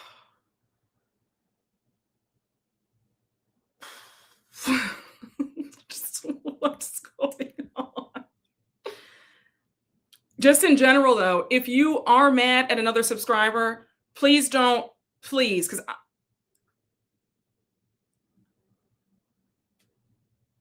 well, we've been here for a long time. I guess this is why, I'm not going to do 3-hour lives anymore because it's like after the 2-hour mark, it's too much. But yeah, guys, I hope we all had a good time. You might see me on Monday. I might be back on Monday. I don't know if I'm doing Thursday. So yeah, I don't want to see y'all fighting in here. I hope you guys have a good time. So we're going to pause this. I hope everybody has a good rest of their evening. And then I will see you all. If I don't see you tomorrow, I will see you all on Monday, okay? But guys, just so you're aware, if you have not bought your tickets yet for the live show, please get them now. Tickets are selling out, y'all. We are almost sold out. I cannot believe it. Like, the tickets are flying off the shelves. The meet and greet option is available as well. If you have not bought your ticket, they're also adding on the separate meet and greet if you bought your tickets yesterday. Okay. So I have the link is in the description box for the live show. I can't wait. Again, it is here in New York City on July 17th. At 9:30 at the Green Room 42 here in New York. And I cannot wait, y'all. I cannot wait. But I love y'all. I hope you guys enjoy the rest of your evening. And I will see you all later. Bye, guys.